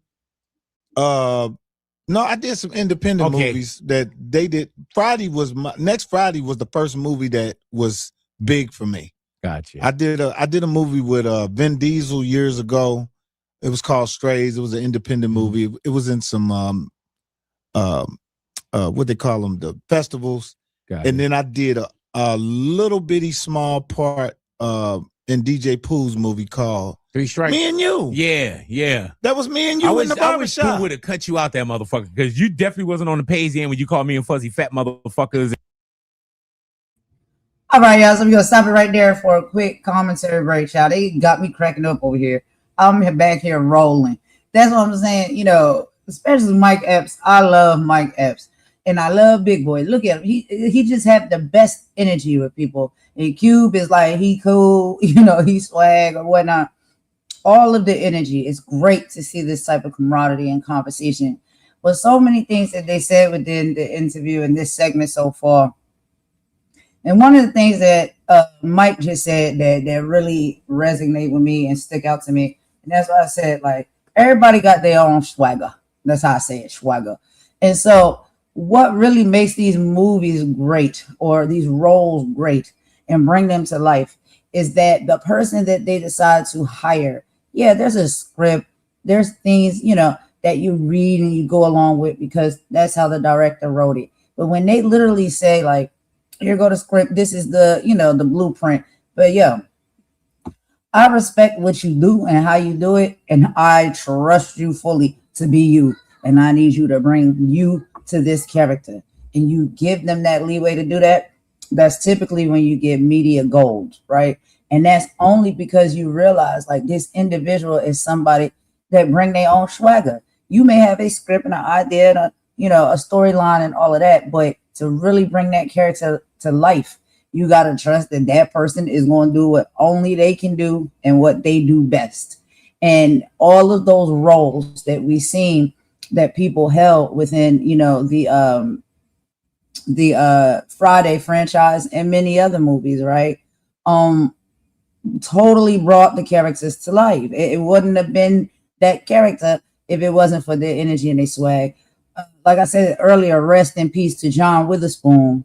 But nobody can do John Witherspoon character or role like John Witherspoon. You know what I'm saying? Nobody's gonna do a Mike Epps. You bring your swagger to the table, and if you have an excellent, and I agree, 1-800 Bricks City, great directing. If you have a great director and someone who fully, truthfully understands that, like Ice Cube and many others, we can say, what is it, Spike Lee and all of that. I mean, they understand. Let the talent be the talent. You gotta let them off the leash. Let them do what they do, and they're gonna bring you back a win every time. So that's one of the main things I wanted to talk about that segment. But Imani, I'm gonna let you go ahead. What's some things you want to talk about or that stuck out to you within this segment? Yeah, I think you put it perfectly. He is a very underrated director, Cube, because what he said to Mike Epps, who was very nervous about replacing Chris Tucker, and he gave him the confidence that he trusted in his performance, because he said he didn't have to be Smokey, he didn't have to be Chris Tucker, he didn't have to be anybody else but himself. And like you said, he said, do some of the stuff that's there, but then they let the characters run with it and bring themselves into the character, because that's why he chose them, because he knew that's what they could do once he let them off the leash, as you say. And he gave them good advice, and he was, that's why I say he's definitely underrated as a director in all his work that he does. And I love the fact that, this franchise is still remembered, and he lets them bring their excellence. He respects their talent, and he knows what they can do. Sometimes I think, it sounded like Mike Epps didn't know whether he was gonna, he knew what he could do himself, but he brought that out of him. And, only they can only be themselves. And that's what makes that franchise. It's like the Cat Williams character that started out as a small part, but he brought so much of himself and the way Cat Williams, and only with the Cat Williams way, that they expanded that role for him because of his ad libs. And that's what I love about this. It's like, he just knows he knows their capabilities, and he's a great director. And it's such a also it's such a good interview. Once again, just like in the previous interview, we see people who have mutual respect for one another's talent, one another's work, what they do. And it's such a great interview because there is mutual respect around that table. There's no competition. They are respecting each other's craft. And I love, like you, I love the Big Boy interviews because he does it. He did the same as Kiki. There's no surprise gotcha questions, like a DJ Vlad, who I cannot stand. I'm sorry. It's just, easy. It's like talking to your friends around that table. It's a great interview, and I'm looking forward to the new Friday.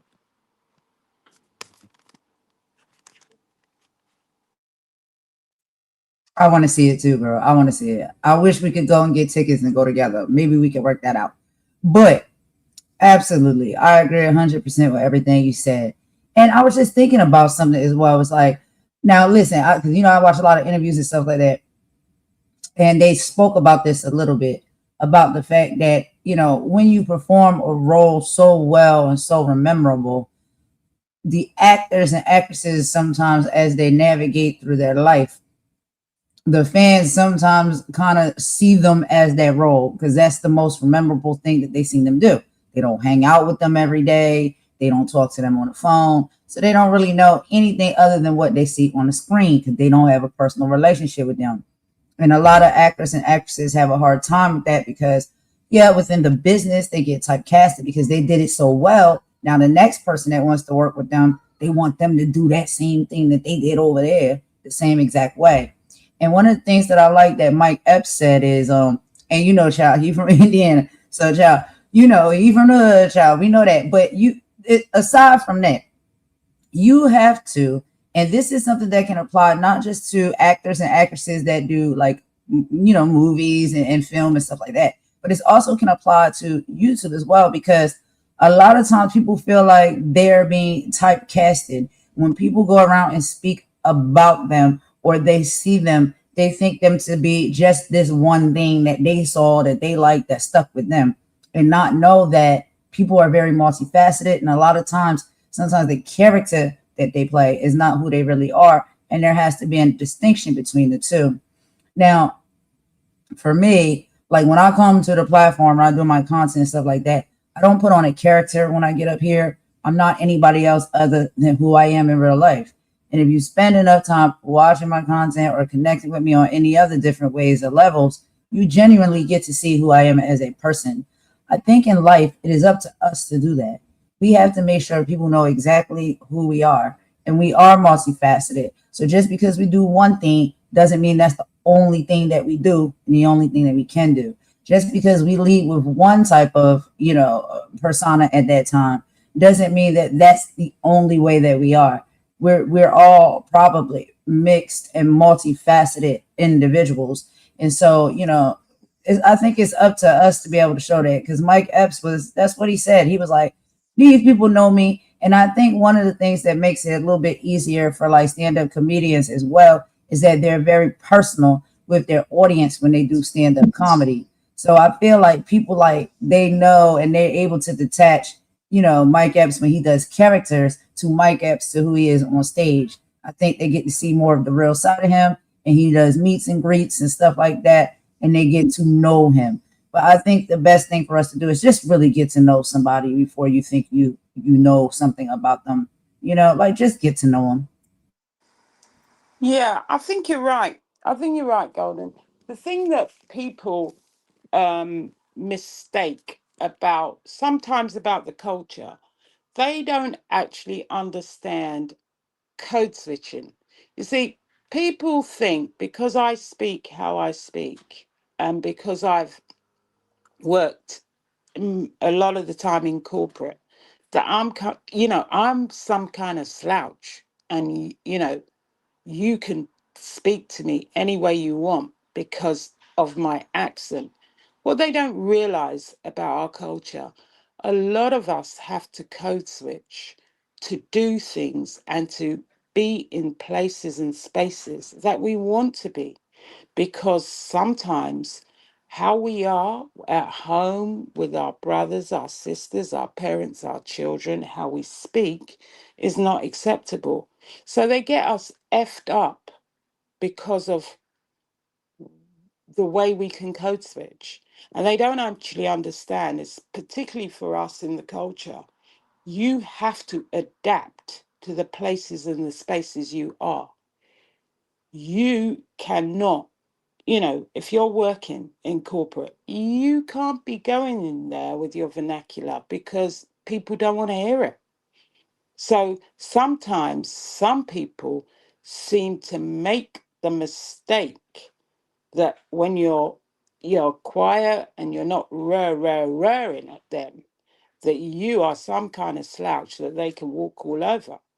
And that's where they make a mistake, because they underestimate the way we have to adapt to stay in some places and to keep some jobs. And that's what I think is evident. When he was saying that he's playing this role Day Day and people think he's a Day Day, and he has to show them, no, I grew up in the hood and I definitely am not a Day Day. You know what I mean?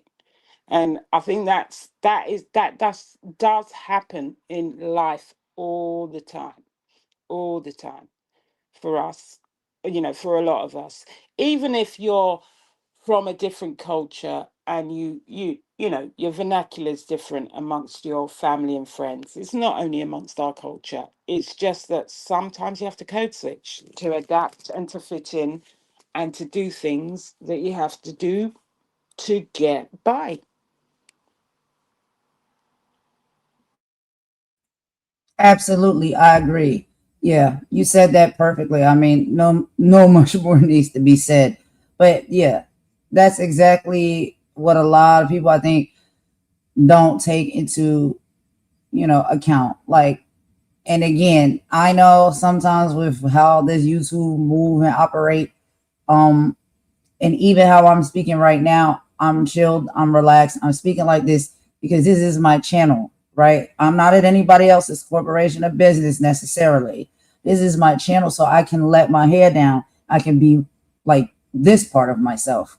But if I walk into an establishment such as I used to work in the medical field and professional doctors' offices and spaces, I won't speak this way because I understand I can't speak like that there. And we understand that they make that very well known to you. So, yeah, vernaculars, your swagger, your energy, it's a part of you. And we've learned how to have to, unfortunately, be able to turn certain things on and off when we need to. And so, but anyway, let's keep on. Do you have any final thoughts or opinions before we play the final part of the video and wrap up for today, Monty?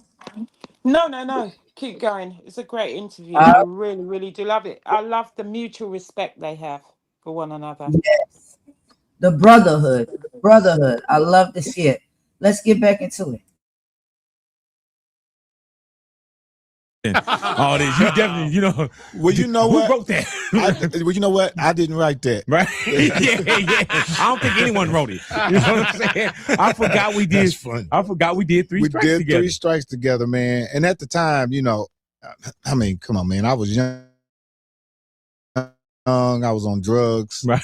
And I was saying and doing all kind of Right. crazy You didn't shit. really say that to us. I did. He just don't remember No, either. man. And let me tell you something. I see people now, and I'm like, damn, I can't believe I said that shit about them. But that come with age and wisdom too. They though. do, yeah. And then you realize that this is a real business. It took me a long time, and I learned so much from Ice Cube. Ice Cube used to tell me all the time, man, Mike, every day ain't a party. Mm-hmm. That's stuck in my mind. You have to separate the business from your personal life. That's stuck in my mind, and over time it took time, and now we're here, man. And It's different though when you have to live publicly. And everything that you do, like crashing a car, is in public. I think it's even worse now with social media and everybody got a camera now. Yeah, for sure. Like they we walk were able up to you with it on. Oh yeah, they don't even ask anymore. Hey, I be big joining boy, people how you live. doing? Yeah, Now they got live them streams. glasses that them glasses. Yeah, them oh, glasses. man. Man, yeah, boy. Them glasses is And you cold. think you having a conversation, like, yeah, man. And you're like, oh, okay, yeah. And now they got it to where they can take the light out. Oh, see. Yeah, So now anybody walking up, man, take them goddamn glasses. yeah. And then you see nothing but your hand in their face and they putting that up. Period. Yeah. Period. Yeah, this social media game is totally different though. Yeah. It's a gift and a curse though, too. Without a doubt. Because even Cube, the tour you just finished, right?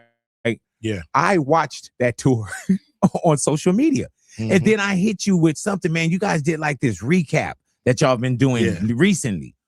And those recaps, they're a little bit longer form. Yeah. Like Cube, what you guys are doing on the social media side as well.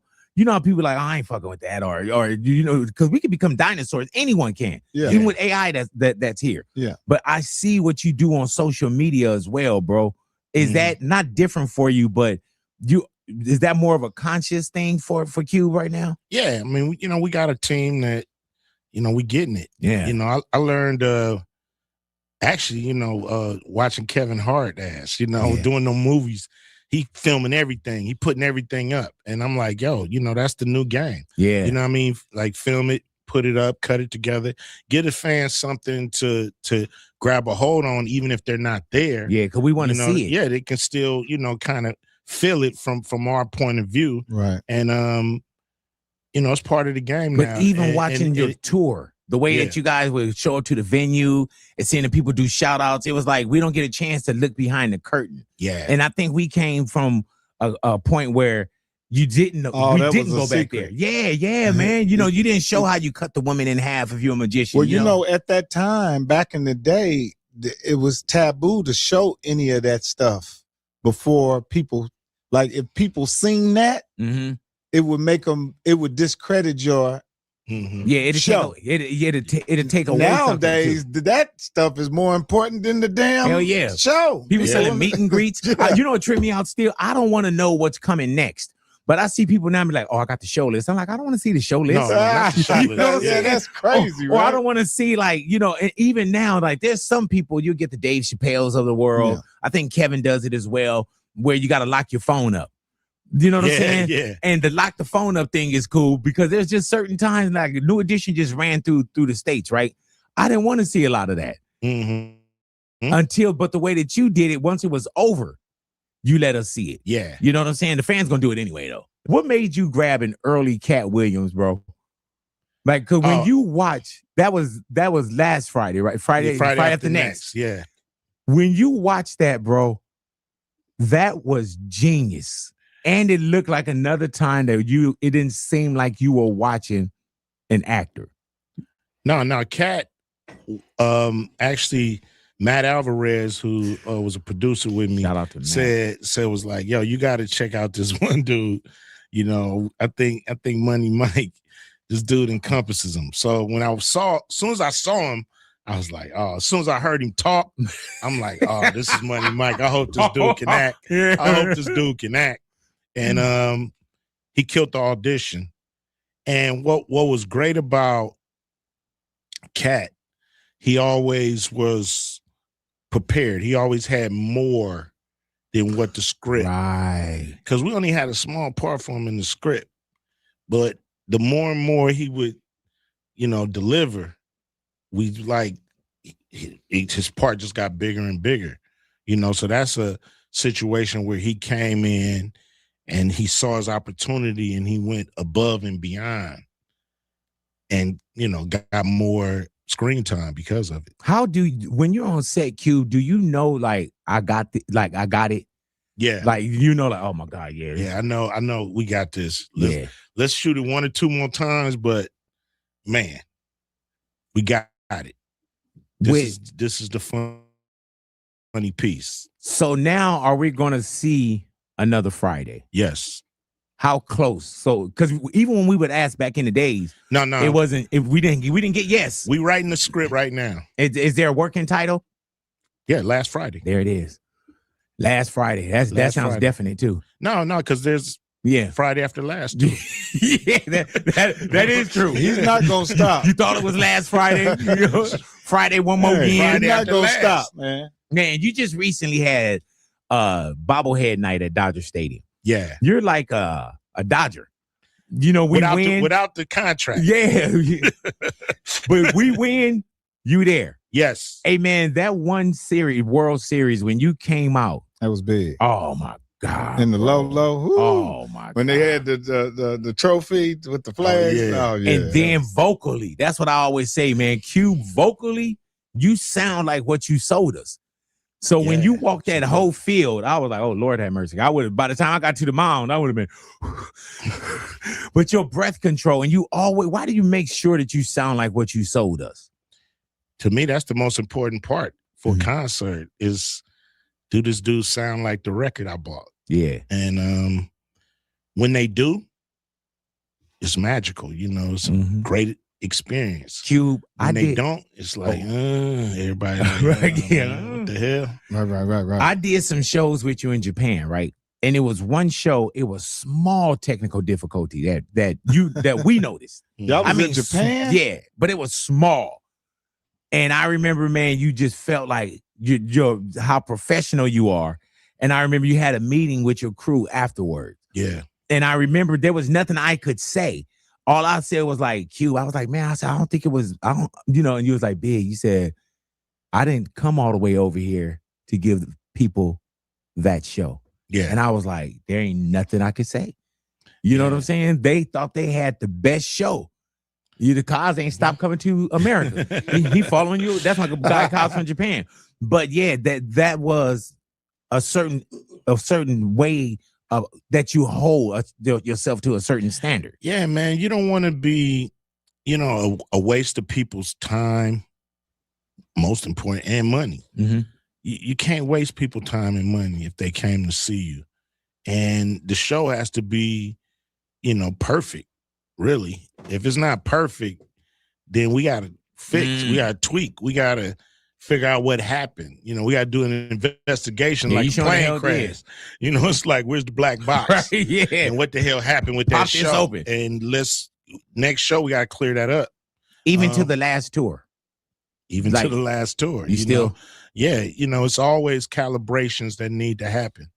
When you're doing anything, you always you can't just be like, oh, this is going to be cool. Everything's straight. We got it. It's always, how do we make it better? How do we make it better without overdoing it? And so you got to get that point where it's as good as it can be. Anything else will tip the scale and just keep it right there. Do you do the same when it comes to comedy too, though, Mike? Because there's times when I'll see Mike Epps and I'm like, all right, he's killing it, but you also know how to see something in the crowd. Yeah. And like, you can't say, oh, Mike does crowd work. There's crowd work also, but you're tight. But sometimes I feel like you're never going to give us the same show twice. No. It's something, and then you know how to turn it for, like, I just recently saw you on, what was it? Was it We the Ones? Yeah, We the Ones tour. And that felt very Inglewood. You know what I'm saying? Yeah. It felt very home plate for what was going down. Right. Are you conscious to that when you coming out on stage? Yeah, I literally, I feel sorry for the rest of these comics because I really use what God gave me to do it. I don't never know what I'm All right, y'all. We gonna stop it right there. I'm so sorry. But child, we were just having a good time. I hope y'all was having a good time too. But because of the time restrictions and whatnot, y'all, we're going to do like we do our part twos and threes until we get through the entire interview. So we'll bring y'all back with the rest of the parts and do our commentary just as we doing right now. But that's it for that portion and this live of the commentary. So now we're just gonna go ahead and give some of our thoughts and feelings and opinions on what we seen just there in the final segment. After that, we're gonna wrap it up, per usual child. We're gonna leave it with a bop. And then we'll be back, probably tomorrow, most likely with the part two, right? Because we're gonna try and do the celebrity stuff. We'll be doing that on Wednesdays and Thursdays. So we'll do the part two. We'll play more of Maya's interview tomorrow. We'll play more of Ice Cube with Mike Epps on Big Boy platform. And so we're gonna kind of get a system set up, y'all. We promise we're gonna get a system set up.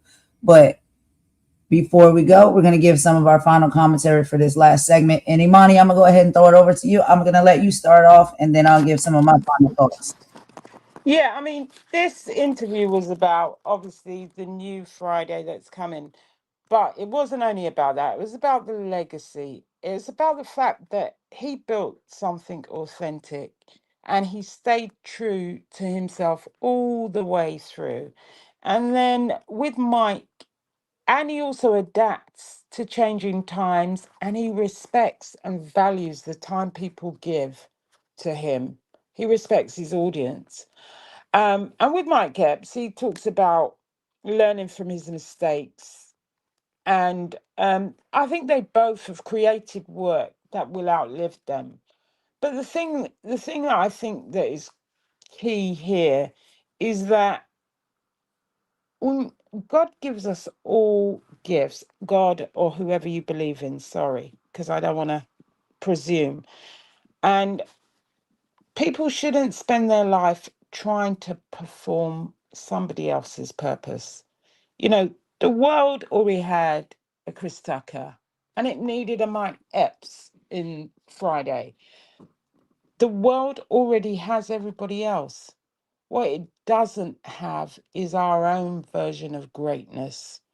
So people just need to show up, do the work, and leave behind, like Cube has shown, a legacy that people will be quoting, 30 years from now. That's what we should do. And we need to stay authentic and keep laughing and try and build our legacy because every day definitely isn't a party, but it is a day to try and get it right. And I think we just have to try and add some laughter. I know we do politics and it's quite depressing, but we just really wanted to chill and bring a little bit of joy. And I thought two interviews where there was a lot of respect shown, where people talked about their growth, their history.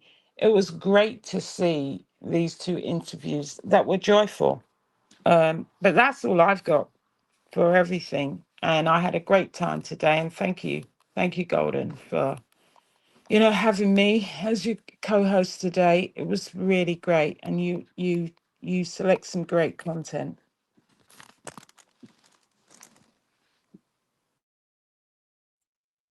Thank you for that, Imani, and thank you for joining me today, girl. You are the co-host of the year. I really enjoy having you by my side. I think we're really doing some solid, good work over here, and I hope that people enjoy what we bring to the platform as far as our content. We do want to bring you things where we can have discussions, we can kick it and have fun together, we can laugh together, we can learn some new things, all of that. We're very multifaceted over here, very loving and very kind. I'm glad that people are taking the time to come and get to know us, and not necessarily just going by what the headlines say. So, in this last segment of the interview, basically everything you said, Imani, was the same things I was going to talk about anyway. But let's just speak about overall what we seen on both interviews today. Okay, Shout out to all of these great entertainers and individuals. All my favorite, honestly. I love Ice Cube. I love Mike Epps. I love Big Boy TV. I love Maya. I love Kiki Palmer. Everyone that we heard from today in two different perspectives. We watched an interview and a sit down and a conversation being had with two lovely women who are both professional in their own right, in their own lane, that are able to give one another love and respect and have a healthy conversation with one another on the female side of things.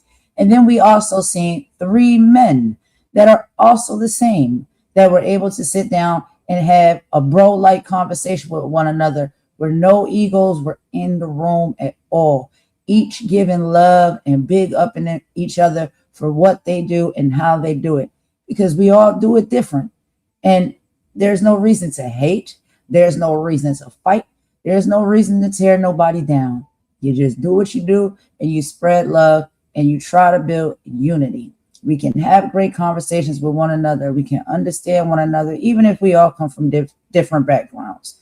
And so I think we've seen a beautiful display of that today, on top of some great cultural coverage and content of things that, maybe what we enjoy. So we say we have a new Friday movie coming, y'all, last Friday, which I'm like, oh, okay. You say last Friday, but we may get another one after that. We can't be sure.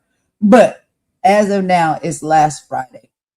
We also see two women, both in, like the music industry, artistic industry or whatnot, that in their own right, in their own way, and that are years apart from each other, showing each other valid love and support and having great conversations to get to know one another. Even if they didn't know everything about each other, they're willing to sit down and have a respectful conversation to do so.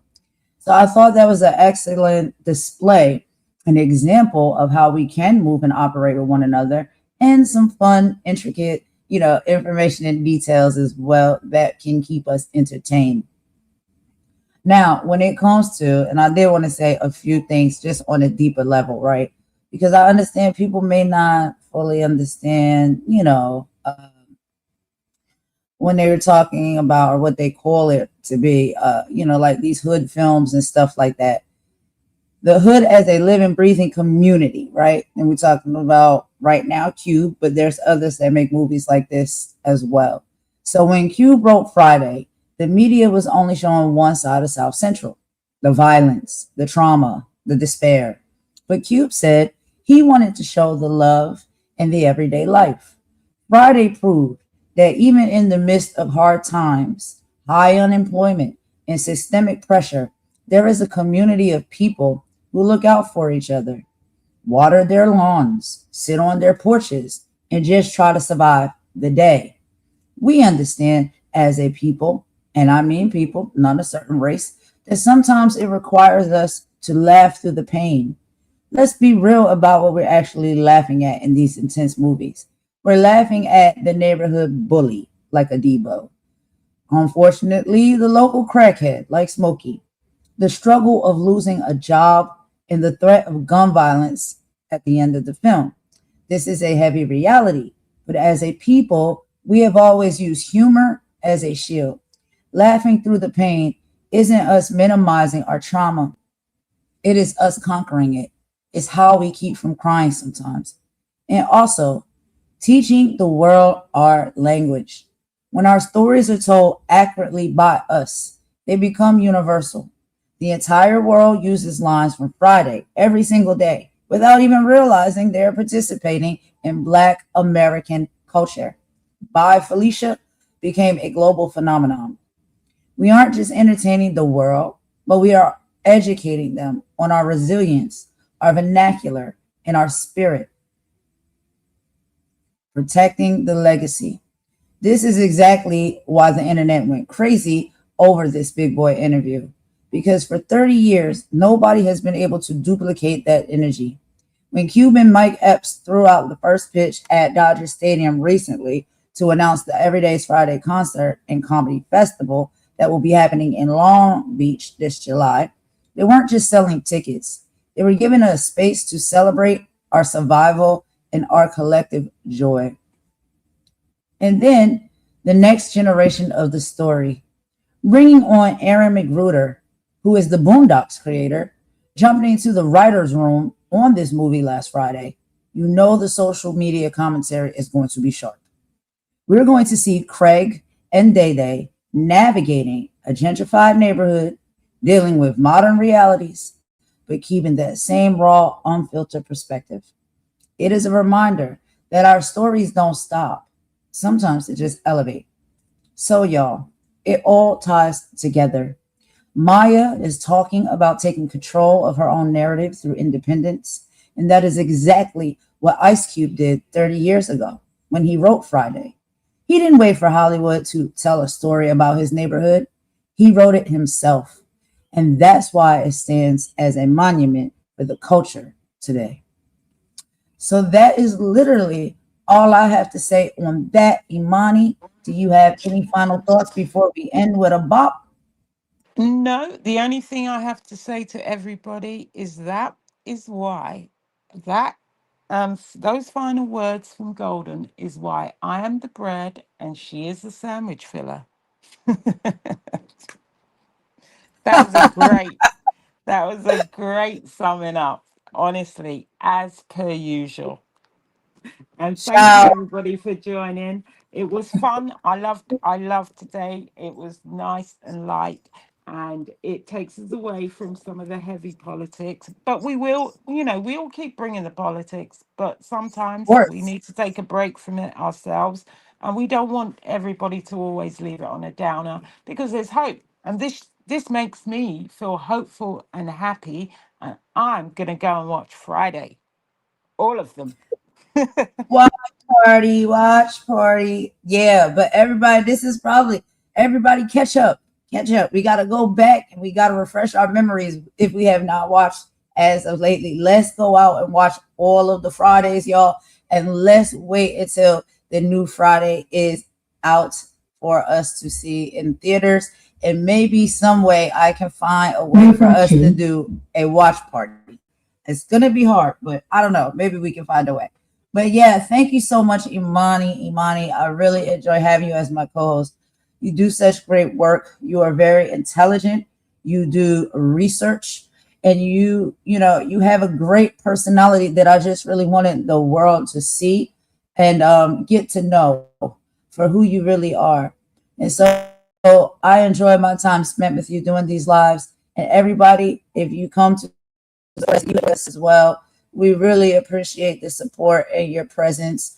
And like I said, whether you engage with us in the chat or you like to just sit back quietly and watch and not come in, you are appreciated as well. Everybody is appreciated and welcome here.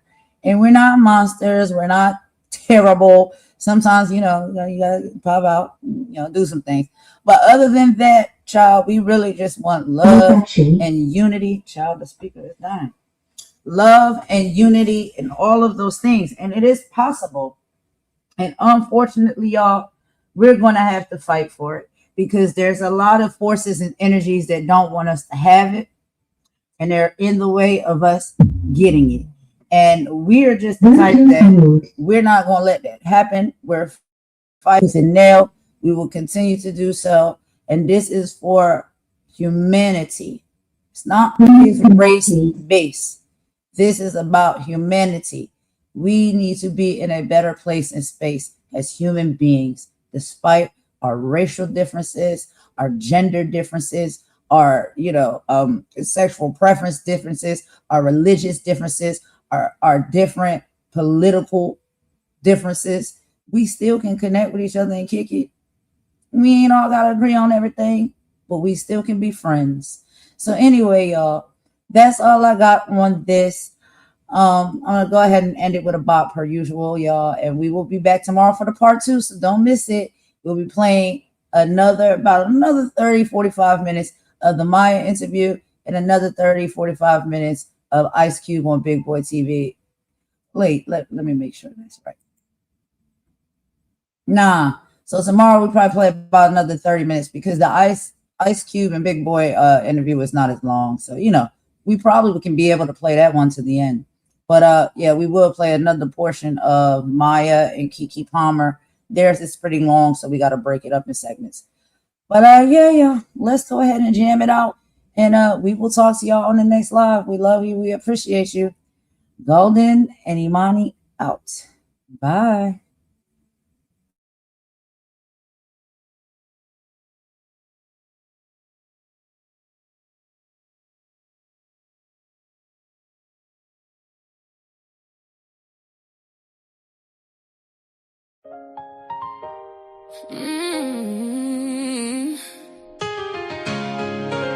They got people forgetting folks are human. That part. Every laugh ain't harmless. Every post ain't just jokes. Some people smiling online, crying in real life. Enough is enough. Enough is enough. Why you tearing people down for fun? Why? You don't know what they carry when the camera done. Broken souls throw stones and hide their hands. Cowards in comment sections playing God again. Karma don't miss. And healing's still possible too. So either spread love or watch life humble you. Yeah. YouTube streets messy, everybody got a target. Creators throwing dirt like hate became a market. Mocking people daily, that spirit look haunted. Tell me who raised y'all, this behavior garbage. Laughing at depression, exposing folks' trauma. Then act shocked when tragedy follow behind you. The evil energy, boomerang proper. Come on, pull up silent like a midnight robber. And honestly, do you watch my live? I talk truth, pain, growth, tears, real vibes. Not everybody built for the games online. Some folks want insult from losing their mind. That's facts, no cap. Y'all did the humiliation. Every live stream feel like public execution. Views over souls, cloud over humans. Then wonder why the whole world mentally ruined. Somebody mama crying at night. Somebody daughter hurt inside. Somebody praying not to give up while bullets screenshot pain for life. Shame on you, shame. You need healing too. Only damaged people wake up daily, trying to damage others too. Enough is enough. Why you tearing people down for fun? Tearing them down. You don't know what they fighting when the live stream done. Keyboard killers acting tough online. Whole time spiritually broken inside. Karma don't miss, no. Karma don't skip souls either. Every hateful seed gon' meet the reaper. So to the hurt and bully people, listen close. You matter more than these demons online. These chicks bitter, these dudes weird. Obsessed every day, like why you still here? Refreshing my page while pretending you don't care. Whole personality built off hate and fear. Talk slick online, real life timid. Broken inside, everybody can't feel it. Projecting their wounds while the comments all cheering. That ain't straight, baby, that sickness concealed. And I said what I said. Yeah, some of these creators need therapy bad. Not another live stream drag. Not another fake outrage cash grab scam. Y'all bully for a living, that's sad. Spirit look bankrupt, dusty and mad. And the people encouraging it just is trash. Laugh now, karma got a long memory past.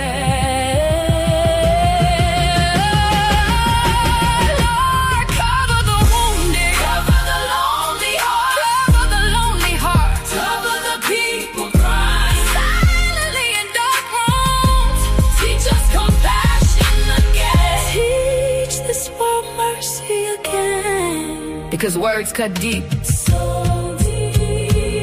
And some people never recover. To everybody bullied online, you are not weak because you hurt. You are not crazy because you feel pain. And don't let these empty souls convince you your life got no value. The loudest bullies usually fighting demons they never healed from. That ain't an excuse, but it's the truth. And to the bullies, get help, seriously. This obsession with tearing strangers apart every day, that ain't normal. Enough is enough. We need love more than ever now. Too many souls out here barely hanging on somehow. No more glorifying pain for view. No more clowning wanted her forever new. No more love attacks for entertainment. That darkness got consequences too. Karma don't miss. And healing's still possible too. So either spread love or watch life humble you.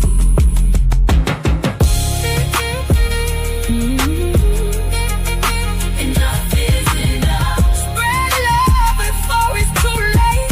Yeah, before it's too late.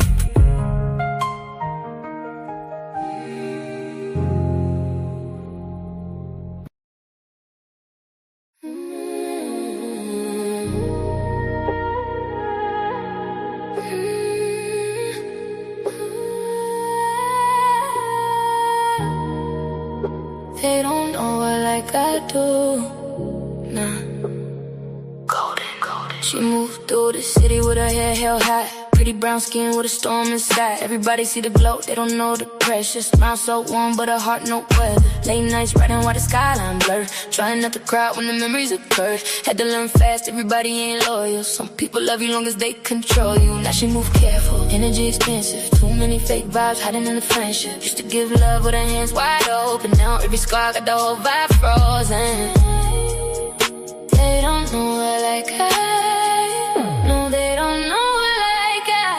She goes by golden, soft voice, deep soul, hope or glowing. She goes by golden. City lights dancing with her heart stay open. Long dark roads, but she still stay focused. Everybody watching, but they don't really know. She goes by golden. Too much grace for the games they throwing. Real love, rare, so spirits they got it. Beautiful soul, but the pain left marks in it. Mirror tell the truth when the lights go dim. All the things she carry weight heavy within. She survived nights she don't even speak on. Still finding peace what the whole world ain't wrong. Funny how the love disappear when you're healing. Funny how the fate come around when you win. Now she trusts God more than people intend. Just cause smiles hot and being hidden in the big. She's still soft-hearted but she way less naive. Can't keep pouring love where there's nothing received. Still dancing slow through the hurt and confusion. Trying not to lose herself chasing illusions. She survived the fire. Still glowing through the smoke. Still still dangerous. Still chosen. She goes by golden. Snow so deep made the whole room notice. Heavy lies couldn't break what was chosen. Still standing tall while the whole world folding. She goes by golden. Heartbreak turned to pens in the matter.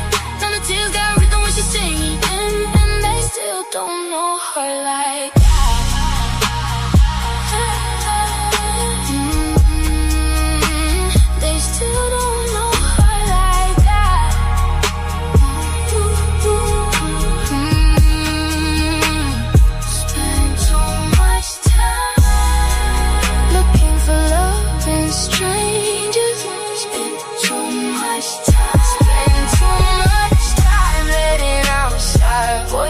shade the mirror.